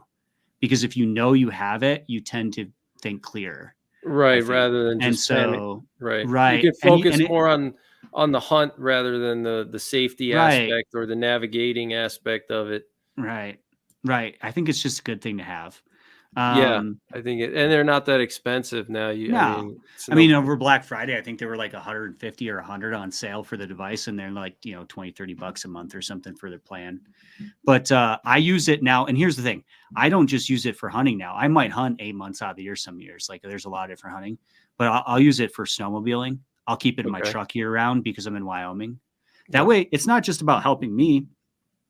It's like I can send a text for somebody else if they're out of cell phone service. Right. If you find someone stranded on the side of the road, their car went into a ditch or something. Or if something happens on the road, snowmobiling, fishing, it doesn't matter. So I pay for it year round. I have it. I try to keep it in my vehicle year round and use it. So that's a thing that I really like. I use Onyx Hunt. They also don't give me a promo code maybe one day. I love Onyx Hunt. There's other competitors out there, but I've been using Onyx Hunt. You know what I actually use Onyx Hunt for? It's funny. I actually use it to spy on my neighbors because you can see all the property lines and everything. Yeah. And then you can look up someone's name and it'll tell you all the properties they own. So like, I looked up like my neighbors, I looked up his name and I got like all his properties. I'm like, holy cow, this guy's got all this land. I never even like it's amazing that tool it's very useful. It's the able to see like the private property and who owns it. That's very, very useful, especially if you're hunting close to private land, where the boundaries are and everything. And out here, I mean, I've hunt mostly public, and out here there is still a lot of public. There's a lot of landlocked public, unfortunately, but there's a lot of public land. So it's a very important tool. Like it's the single, other than your gun, it's like the single most important tool for Western hunting, in my opinion, almost. It's like, and I've been using it for years. And I've had the competitors, and sometimes their mapping is more clear, or sometimes they have other things, but I've never found one more reliable that can be used without cell phone service as a GPS as Onyx Hunt. Because Onyx Hunt, if you download, I've never owned a GPS. I use my cell phone. Wrong or right, that's what I do.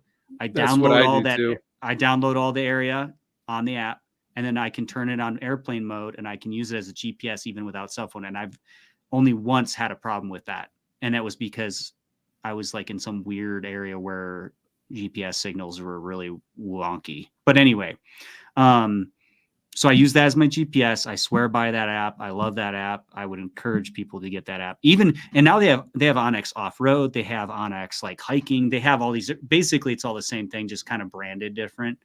But I would encourage people to get that for hunting, fishing, or even preppers could use it. I'm sure like if something, you could download your whole state, and then if something happened you'd still have that on your phone at least. Now, if the GPS went down, you wouldn't be able to use that. If you still had GPS, you could at least use that. If you didn't have GPS, satellites are out.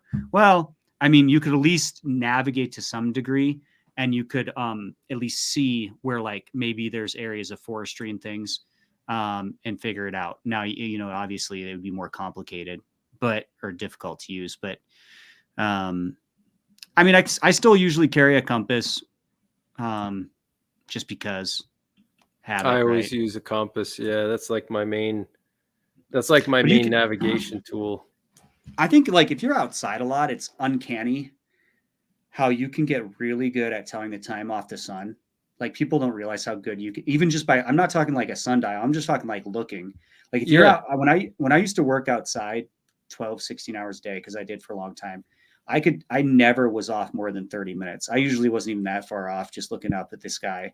Once I got used to it, and you can, the sun sets here and rises here and this and that, you can kind of navigate off of that too, more than people easily, realize. Yeah. So absolutely. you can actually do quite a bit of navigation off the sky and landmarks and things of that nature. I mean, out west where it's nice because you can usually get to a high point, whereas like out east, everything. I'd get lost in the forest. You can't get to a high point really. Some places. Which can actually be, or Florida, same thing. You can get lost really easy in some places, but you don't have that visibility, or you can get, everything looks the same once you get in the forest. You don't know which way's which. A lot of times in the summer, especially, you can't even see the sky if you're in the forest. The leaves are on the trees. You can't see the stars. You can't even, there's no openings in the forest. It's like being stuck in a cornfield. You don't know which way to go.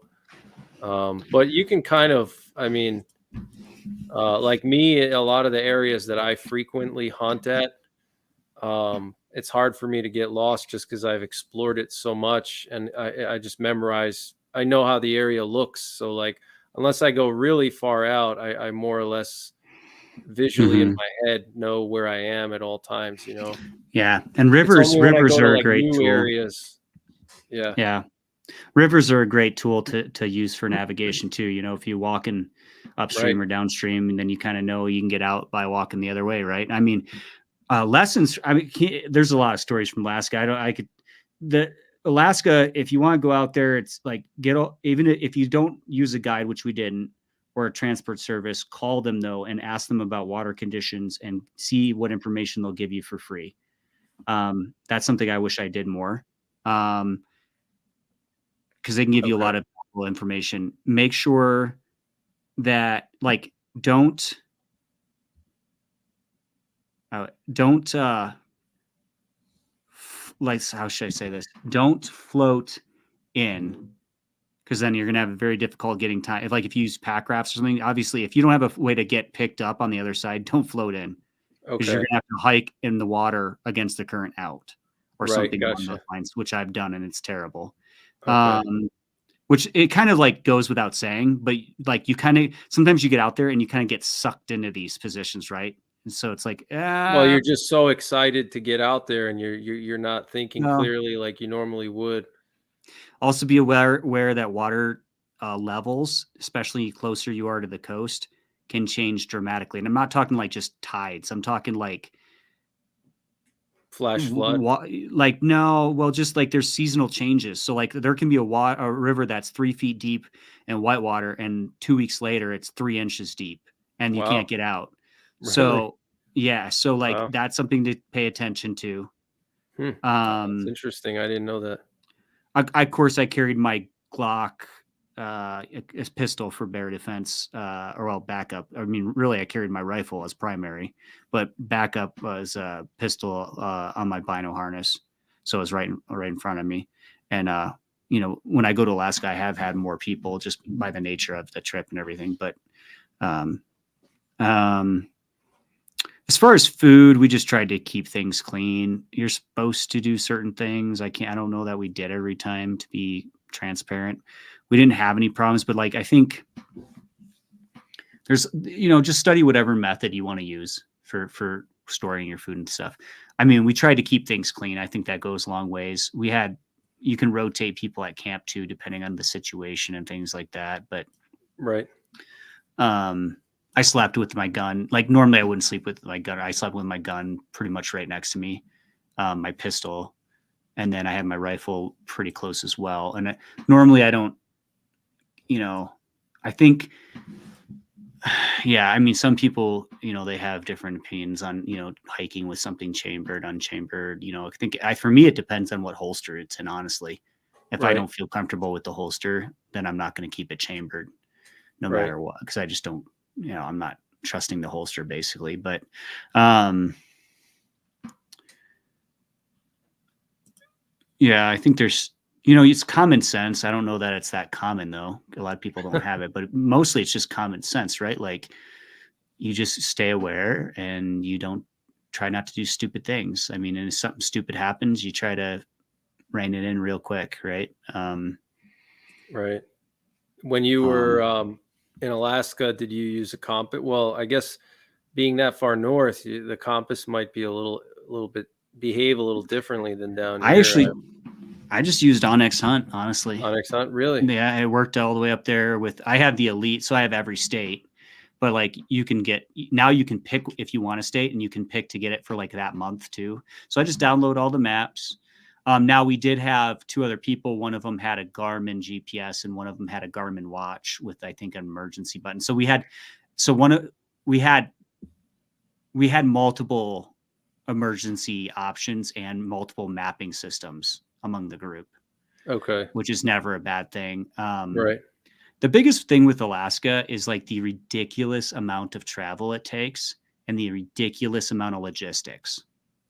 I mean, by the time you start hunting, you're generally like 4 to 5 days in travel before you even start to hunt. That's so like crazy. You might be on day 5.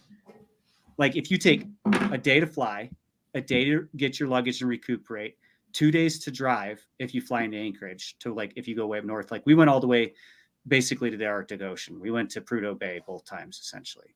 Wow. And so we were at one point we were only like 10 miles from the bay. I forget which bay it is. It comes out of the Arctic Ocean. We went from the farthest north you can drive, literally. So like, but you're talking a day of flying at least, 2 days of driving, probably a rest day somewhere in there, and then sometimes 2, because usually what happens is you fly in, you have to get your luggage and you end up burning a day. Then you drive 2 days. And then you burn another day most of the time, because by the time you get up there, it's already like 11 at night or 12 at night, even though it might be light. So you could be on day 6 before you even start to hunt. And then if you boat in or float in or hike in, you could be on day 7 by the time you start to hunt. Wow. I mean, the sheer travel and logistics will kind of beat a lot of people to their knees before they get started. A lot of people, they spend, 2 to 5 days getting up there. And they literally like break down and start crying almost, and they want to go home, like literally. Right. And so it's like, you got to be prepared for that. I don't honestly know what you can do to be prepared for that. I mean, some people just kind of have it, some don't. I think a lot of hunting might prepare you for that, but you got to really want it too. Like you don't want to go up there unless you really, really want it. Like you got to want it. Now the easiest, cheapest unless you pay a lot of money and you go to a guide somewhere in the southern part and then you pay 30, 40 grand for a hunt down in the southern part, but who could afford that? I mean, yeah. Even a lot of the semi-guided or job services really far north, like the tags you can get over the counter, a lot of those as a non-resident, even a lot of those, it's still like 5 days. Now, you have a lot better chances. You might have a little bit better accommodations or something, but it still can be very similar.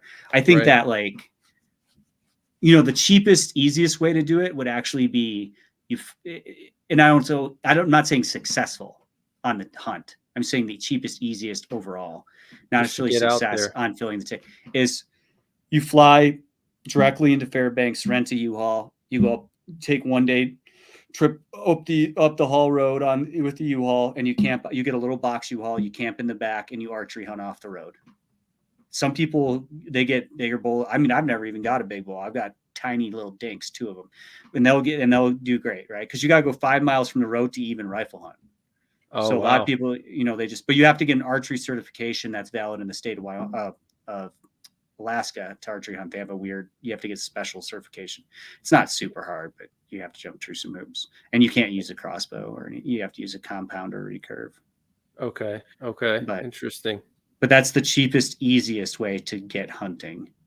But closing might be really hard. Like you could do that and not get one because, it's hard to actually execute the shot. But And then after you take the shot, you got to bring all that meat back. So that's another thing to consider too, right? well, yeah, there's a lot of different methods. People ship it, people pay services. I buy a medium quality cooler, and I freeze all the meat before I leave. Hopefully, I spend a friend's house, whatever the case may be. Freeze all the meat. You can pay to have it flash frozen, but I don't. You freeze all the meat at a friend's house, pack it into a cooler, lock the cooler, and fly with it back. And it's still like you might end up spending, if you have a gun and all that stuff and blah blah blah. I mean, it's nothing to spend $350 Would they on let you luggage. put dry ice in the cooler while you fly? I think you can. I think you Okay, can. because But that would either help. way, if it doesn't, that's not a huge issue really. If you get a decent cooler and you freeze it solid, it's not an issue. But you're blowing, hundreds of dollars on, no matter how you look at it, basically, to get Yeah, the meat back. we have a question for you. Do you ever go hunting with your wife? Yeah. So this was the first year ever in several years that we haven't. Most years she goes on one half day to one full day of antelope hunting with me, and usually she shoots one antelope. This year she didn't. Occasionally she'll turkey hunt. Actually, I just killed a couple turkeys last weekend, and then we just deep fried and ate wild turkey tonight. Actually, Oh, wow, yeah. that's awesome. Right in Wyoming, turkeys, huh? Not very many areas of the state, but I happen to be near one of the highest density areas I've ever seen in my life anywhere. Wow. So Yeah, I but saw not some of the most of the state. videos No. on your channel with wild turkey. I was surprised that there were so many over there. Yeah, it's not normal. There's only like one spot in the state that's like that. So Now, as far as like Wyoming goes, you have like the Bighorn Mountains. Obviously, you have the like the Tetons and Yellowstone area. Those areas are probably not dry. They're probably comparable to out here where it's very moist and a lot of rain and a lot of food and stuff for the animals. It's not barren, right? around the Bighorn Mountains, Yeah, the Bighorn Mountains. Yeah. yeah. So like I'm in one of the more wet areas of the state, so there is more vegetation and water. But most of the state, yeah, is just high and dry, basically. We had the wettest year ever, though, that I've ever seen. I don't know, 13 years or something about being out here. This year actually. Wow. But yeah, I mean, like if you get around mountain ranges, usually one side of the mountain range is very moist, and one side's very dry. And then you get outside those like geographical areas for maybe 30 miles away or so, and then it's just all dry, sagebrush. Yeah, But I've seen it. It's insane. Yeah. It seems like the Bighorns are pretty pretty more moderate than like the rest of the state. yeah, it is. It's less windy here too. It can get cold still, but it's far less windy. There's a reason it's the second most expensive now in the state to live, Right. Yeah, when you told me that, that means that the area is popular and it's growing and stuff. What's like your dream hunt if you had the money and what's like a dream hunt of yours, that something you always wanted to do?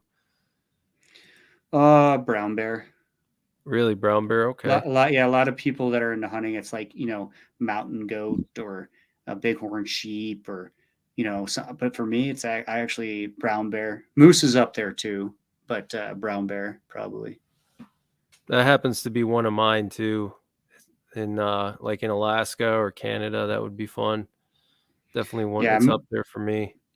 moose is a lot more doable. In fact, I was going to try to do it next year, but I don't know. Well, there's a lot going on, but um, brown bear, you have to have a guide for, and you don't for moose in Alaska, and so that changes things dramatically. Like you go from doing it yourself for 5,000, maybe not successful, but then you're paying like for a brown bear hunt now you're talking like 25, Yep. $35,000, It's insane. Yeah. $40,000. I mean, Yep. so that's not really doable right now. So it's like, I was seriously considering moose. I still kind of am, but it's still no small task for sure.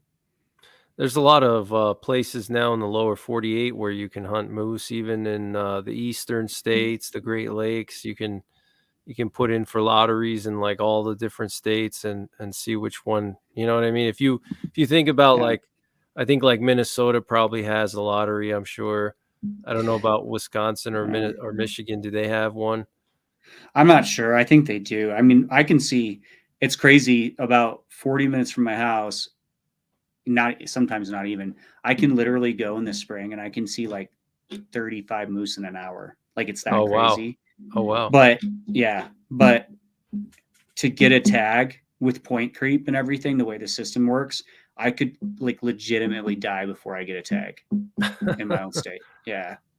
Yeah, that's yeah, it's like that here with the elk, with the elk lotteries here. Well, actually, there's actually pretty good chance to get it, but you got to do it like every year, and most people takes them like 10, 20 years to get called. But I Wow. mean, if you think about it, you could like every year, every single state that does moose in the lower 48, if you Hmm. put in for the lottery it's not super expensive, and that increases your odds that one of those states will pick you. Like you got Maine, New Hampshire, Vermont, Minnesota, probably, Wisconsin, Michigan. Then you got all the western states, a lot of them. And you put in Hmm. like for all those every year, eventually you get called. And when you think about the cost of doing that versus the cost of going to Alaska, it kind of over time it's actually ends up being cheaper than going Right. to Alaska. Yeah. I mean, I think if my health wasn't such a big factor and a big financial burden sometimes, I think Alaska would be like a guaranteed thing, like for this year, for this coming year, to try moose. But I Okay. think I'm like looking at that and I'm like, I don't know if I can. I'm not sure. I'm not sure. And then like Canada, I've considered, but you have to go through an outfitter in Canada, and Okay. so it's not as expensive as Alaska for like a moose. And I Right. have a friend who has a lodge in Alaska. Mhm. Um, but whether he follows through and like makes it happen for moose, I'm not like sure, right? Like I'm not sure if he's going to actually execute on what he's saying. Oh yeah, yeah, come try moose. So and then I have to renew my passport and stuff too. So I don't know. Like unfortunately, with me, even though I'm young, health is a massive goes into my logistics or planning massively, like is a big thing I think about. So I have to see basically I got to see how the beginning of next year goes too, as well as like financially and stuff too, and see like, okay, can I try to do something even like Alaska? Because Alaska, even DIY moose is going to cost no less than probably 5,000 a person or something. Right. So um, just a lot of things to consider. But There's a question here for you. Have you ever been in you mentioned some dangerous situations. What was the most dangerous? What happened and how do you get yourself out of it? my memory is not very good. I think most of the actually truly most dangerous situations I've been in were probably actually environmental. Okay. I have had guys like aim above my head and try to shoot animals, and they look like they were aiming right at me and stuff like that, and very Wow. unnerving and kind of create conflicts and things like that. So I've had some sketchy situations with people shooting guns, but not like, it's hard for me even still to say, oh yeah, that was like intentional more than just stupidity. Right. But like I think environmentally we're the ones that were also like very, so some of them like 2 years or 3 years ago, I was solo hunting elk at about 9,000 feet, and I got an elk. Everybody else had already left the mountain because of snowstorms, and I was the crazy one who stayed up high. And so I went in the snow, and then there was like a blizzard all day. I sat by a fire, which wasn't the life-threatening part of it, but like I just, I wasn't going to give up, right? So I just like I sat by a fire all day and made and stuff, and then that evening I got an elk when the storm broke. But when I went to get out, I was so exhausted, and it was I was the only person up there because everybody left, and I was very fatigued because I all the health issues and plus probably laziness taking a toll on my fitness as well. And so I think this was actually 3 years ago, maybe 4. Anyway, I don't know if I had my Zolio yet. I don't know that I did. Anyway, I only had to hike like 3.5 miles out or something, 3 miles, but it was like basically a slow uphill. So it's deceiving. And it was in only about a foot of snow, but it was about a foot of snow. And I was trying to pack out meat. So I had like a pretty heavy pack, and this blizzard came in, and I couldn't see. I couldn't see more than like a couple feet. Wow. Basically see my feet, and I couldn't really see the trail because the snow had blown over, because the winds were whipping like, I don't know, 40 miles an hour, probably 30. Okay. And so I was literally going about 10 feet and stopping, and 10 feet stopping. At one point, probably 5 feet and stopping. I just kept going though. And so I used Onyx to find my my 4-wheeler. Thank God that worked. And because I couldn't see. So like, it was like, I had to like, it took me hours, right, of just a couple feet at a time. And I got to my 4-wheeler, and then I had to load the 4-wheeler, and then the road that I used to get in had drifted like several feet deep. So I was pushing the 4-wheeler, standing next to it, pushing it and throttling it, trying to push it uphill through snow drifts to get out. So I didn't get out till, I don't know, hours and hours, but I just kept going. Like that's been the story of my whole life. And maybe, that's not a badge of honor. That's probably a lot of my health problems, maybe even. So it's like, I just one foot in front of another and just kept going. But that was a sketchy one. I don't know if I probably could have just dove off into the trees, made a fire, waited it I could out. I probably could have cut a trail to a road in a different direction. So like, life, if I gotten injured, yeah, it could have been life threatening for sure. But like, it was sketchy. I've had a lot of situations like that, I'm trying to do fewer and fewer of those, but I've had a lot of the like similar type things. Okay. I was hunting one time in the same area, and I rolled my 4-wheeler 5 times down a mountain hill side, and it threw me off, and I was in front of it downhill. So it like threw me off, and I was down here, and it was rolling. And it was a big 4-wheeler with a lot of stuff on it. And it was rolling, and it stopped I put my feet up because that's like, it was a split second. And I just put my feet up. And I was looking at it as it was rolling. I didn't think to roll out of the way. I don't know if I had time, to be honest. It's just your brain goes, it doesn't work right. It just happens. Yeah. Yeah. And so it stopped right at my feet. That was pretty sketchy. And then I got up and then tried to get back on it and rolled all the way down the mountain. But anyway, I was on the upside of it that time. I was just watching it go.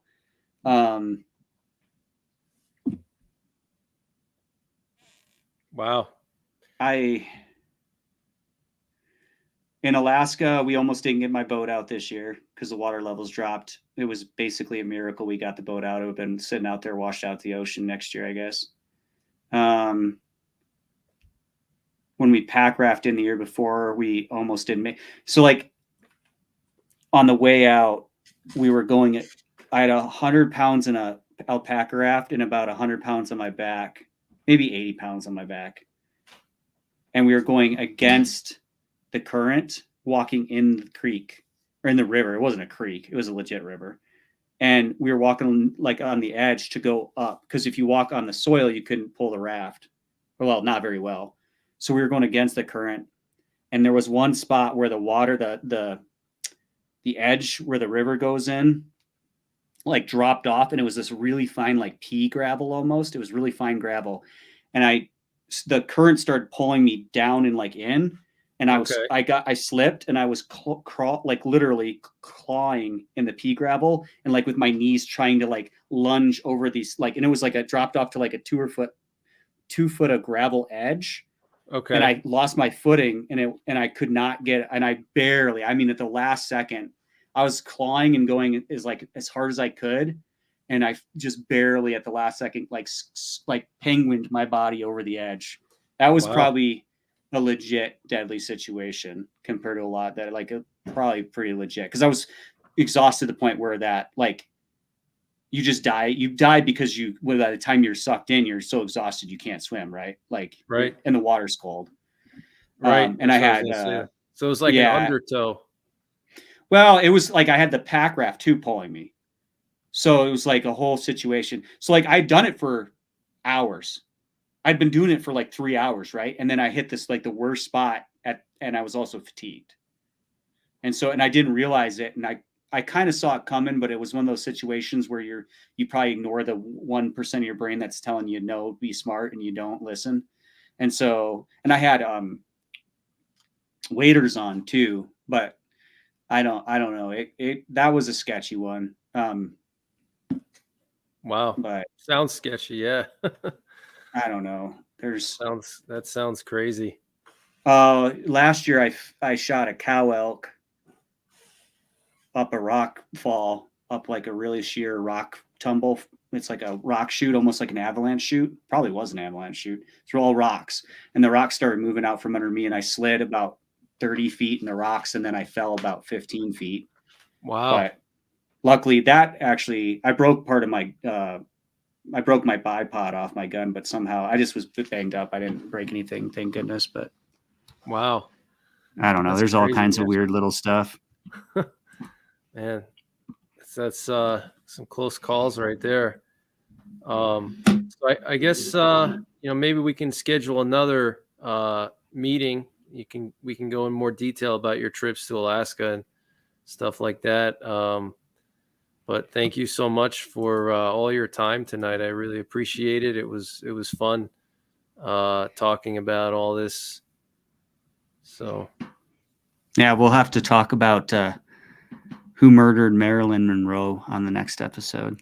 that's funny. That's funny. a way out of left field one. I have a friend that was a CIA analyst who gave me a story about that one. It was interesting. I don't know if I believe him though. Oh, I was going to ask you one more thing. What's like some of your favorite wild game recipes as far as like, cooking? Like how do you prepare your meat so it tastes good? Is there some like a go-to seasoning you use, or do you marinate? Oh, yeah. For wild game, my opinion is like how you take care of it in the field to the time you eat it is what makes the difference. Because like a lot of people are like, wild game's nasty. It's because, I'm sorry to say, but the person who like took care of it in the field or the person who cooked it just screwed up. That's just all there is to it. Pretty But much, yeah. my go-to seasonings are from I need to get them to sponsor me. High Mountain Seasoning in Riverton, Wyoming. I used to live there. So, but I legitimately like their it's ironic. I never once tried their seasonings until I moved away from there. But great little company. I think it was family owned last I know, but High Mountain Seasonings. The go-to one that I use on like everything is garlic pepper seasoning. They sell a garlic pepper seasoning. And they make sausage kits and jerky kits for wild game. They're very like a lot of their line of products is wild game stuff and fish. But great seasoning company, great seasonings. But yeah, like garlic pepper, salt seasoning. The garlic pepper one is my go-to. For like backstrap, I like to just cut a little piece of backstrap, like a little steak or a little butterfly, and then cast iron pan, high heat, butter, salt, pepper, garlic, sear it on both sides and eat it rare. and that's Okay. nice and simple and easy, and I like it that way. What about Elk some of tender. the more tougher cuts, the more gamey cuts? What do you do with Eh, that? well, if it's gamey, somebody did something wrong. Yeah, I have opinions about this. So like antelope backstrap's actually one of my favorite meats ever, if not my favorite backstrap, which is most people talk bad about it. Antelope. I cook that way, but when I kill an antelope, it's skinned, quartered, and on ice in like 30 minutes to an hour. Period. Wow, that's fast. Yeah. Well, I mean, as fast as you can. Right. So that's a huge reason why it's good. For my least favorite wild game is actually mule deer. But for like elk backstrap or tenderloin, I like to bake and wrap it and broil it, like roast it almost, but you can just bake and wrap it, season, and that's really good. All whole, one big piece. For like deer heart and elk heart, whatever the case may be, I usually use a recipe. It's like it's not my recipe, but it's like you take bell peppers, black pepper, salt, oregano, and Worcestershire sauce, sherry or red wine, and you marinate it in that for like 30 minutes to 3 hours. It doesn't have to be like the more you marinate it, the more it's going to take on the marinade, and actually the sweeter it'll get. If you marinate it for like a whole day, it'll get actually really sweet. The meat will be really sweet. And then you can grill it, but I actually just cast iron. I'm a big cast iron guy, so I just cast iron, cook it in a cast iron skillet and sear it. But we do heart that way, and usually what I do is I do heart and tenderloins at the same time, kind of just mix it together. Because like usually on a whitetail or something, the tenderloin's really small. So if you do just heart or just tenderloin, you don't have a lot. So I just mix together. That way you have enough for like a family or something. Right. Oh, and a whole onion in that too. So you put onion in it. But that's like my go-to for heart. I did eat black bear testicles. That's crazy. What is that like? Breaded and deep fried. We tried to make them like regular Rocky Mountain oysters, like they do out here. It's actually very popular out here to have bowl fries, Rocky Mountain oyster, all the same nicknames, right? And I actually really like them if they're done right, like the regular ones. They weren't bad. They weren't as good as like a fancy restaurant's bowl fries, right? But they weren't bad. They were like a little bit more rubbery. That's probably because I over deep fried them, and they were too salty because I put too much salt in the batter. But they weren't like bad. I won't do it again, probably ever.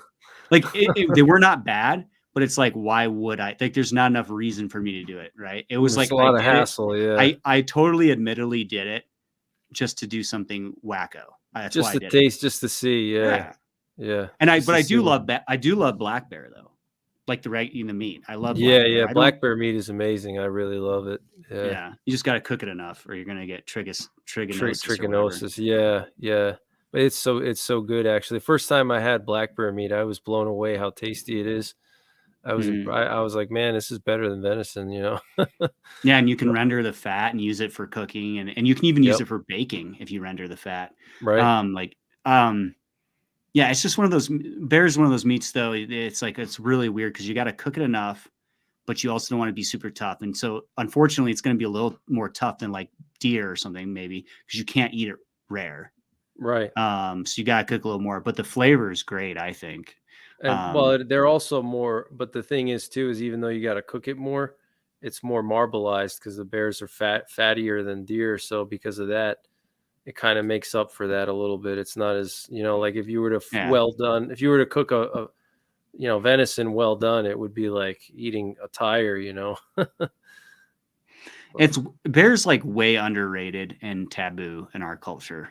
It's It's really not. But I haven't had It's grizzly, good. so I don't know if it's just a black bear thing, that black bear tastes better than grizzly, but I've heard that grizzly meat is not that good. Yeah, nobody eats that. I mean, I've heard some people eating it and stuff. I've never gotten one to eat it, but yeah, I don't know. I think I've watched one show where a guy was like, "It's good, grizzly." I think he's out of like tons of people I've listened to. I think there's like one. Randy Newberg tried wolf. He said it was pretty nasty. It's like eating a dog. I mean, yeah. Well, yeah, it's just kind of not. weird. You don't get a lot of meat. Too stringy. I try to only hunt things I'll eat. Now, if I go to Florida, I'll probably try to eat one of the wild pigs. But if I get like 10, it's a management thing. Pigs cause more damage. It's like, I can't remember. It's like, I think it's $1 billion now. I think it is. I think it's like literally insane the amount of damage they cause. It's insane how destructive, and they're dangerous actually. Yeah. Well, they can tear nasty. Up. Yeah. They can tear up fields real easy. Like, alfalfa fields and stuff that like, here in where I live, we don't have any wild boars. I mean, you get, deer and bears that damage the crops, sometimes elk, but like the wild pigs, they just tear up farms, they dig everything up. And I mean, for a farmer, that's really, I mean, to fix all that damage, it's tough, They spread disease, they ruin land, and they can hurt people. So it's like, and they hurt pets, they hurt pets and stuff a lot more than people. So it's like, yeah, they're one of those animals where it's like, yeah, you don't have, like, you can kill them to manage them and not feel bad about, you shouldn't feel bad about it. Right. But I do try to eat everything I harvest. Yeah. So yeah, it's interesting. Somebody was saying, have you ever have you heard of people eating the fat behind a caribou eye? It's an old native tradition, I think. Natives, I think it's a native tradition. It's you're supposed to eat the fat behind your first caribou's eye or something. I did. I did a little bit. Oh, you did? Not a lot. I have a video of it somewhere on my thing, unless I removed it, but I think I still do. It's not bad. It's just like it literally, they say it's like when I researched it, it's like chewing on, it might be a short, and it they say it's like chewing on like bread dough, and it is, except for it's more gummy and a little bit more salty. But basically that's what it's not terrible. It's just, but it's not like, would you ever do it again? No. Like, it's just, it's not like why would you? Did you cook it, or you just had it raw? No, you just have it raw. Okay. Yeah. It actually kind of looks like bread dough. Yeah, so it's kind of like lard, basically. All of your subscribers are leaving you now. They're like, this guy's next thing you know, he's going to say he wants to eat whale. and then this video is going to get removed by YouTube. No, so. I don't think so. But well, thanks for your time. I appreciate this discussion, and hopefully we can schedule another one in the future. Still a lot of things I want to ask you and stuff. So yeah, it was good. It was a nice, fun chat, and yeah, good time. Yeah, if any of you guys are interested in following him, I guess the best way is to do it on YouTube. Or is there any other place people can follow you at that you post a lot to? Or I see you have Twitter and Instagram and. Yeah, there's a little bit of everything on there. I mean, I got basically, if there's a platform, I'm on it. I'm on, all of them. TikTok, I've been banned from once and restart. I tried it, and that's like the one that's probably not the one to follow me on, because TikTok is really liberal. But YouTube's the primary. YouTube's where you're gonna find, the most good stuff. Good. Okay. So that's, I'm on Rumble. I'm on Facebook, and everything else, and Twitter. I'm on Threads, even the new one, Threads. Oh, wow. But I don't, but like the highest quality, most consistent content is going to be on YouTube, and then kind of Rumble as well, because it automatically puts everything over on Rumble that goes onto YouTube. I have a website as well, bulletsforbucks.com. Yes, You I can check see that that. out. Yeah, and there's a page on there with like there's pages on there or tabs on there for like best gun under $500, best under 1,000, best scope under 5, best scope under 1,000. There's you can join the emailing list on there. Honestly, you'll probably get a lot of emails though. You do a lot of good reviews, so it definitely, if somebody's looking to get into hunting or get a new scope or something, you review a lot of stuff here. Yeah, and then there's a page on there. Obviously, I'll admit it. Like it's a page of deals, and if somebody does get something, I get a little percent. And then there's a page of like promo codes too, which basically I get a percent of the sales. So there's like some deal pages on there. Those aren't like super big pages or anything. Right. But yeah, that's that. Somebody subbed. Thanks for the sub. Looks like Pete Wilkins. Is that right? Yeah. Thanks, bud. But yeah. Yeah, thanks so much, man. It was great to have you. It was an honor, and looking forward to hopefully having you back at some point in the near future. That was good. I appreciate it.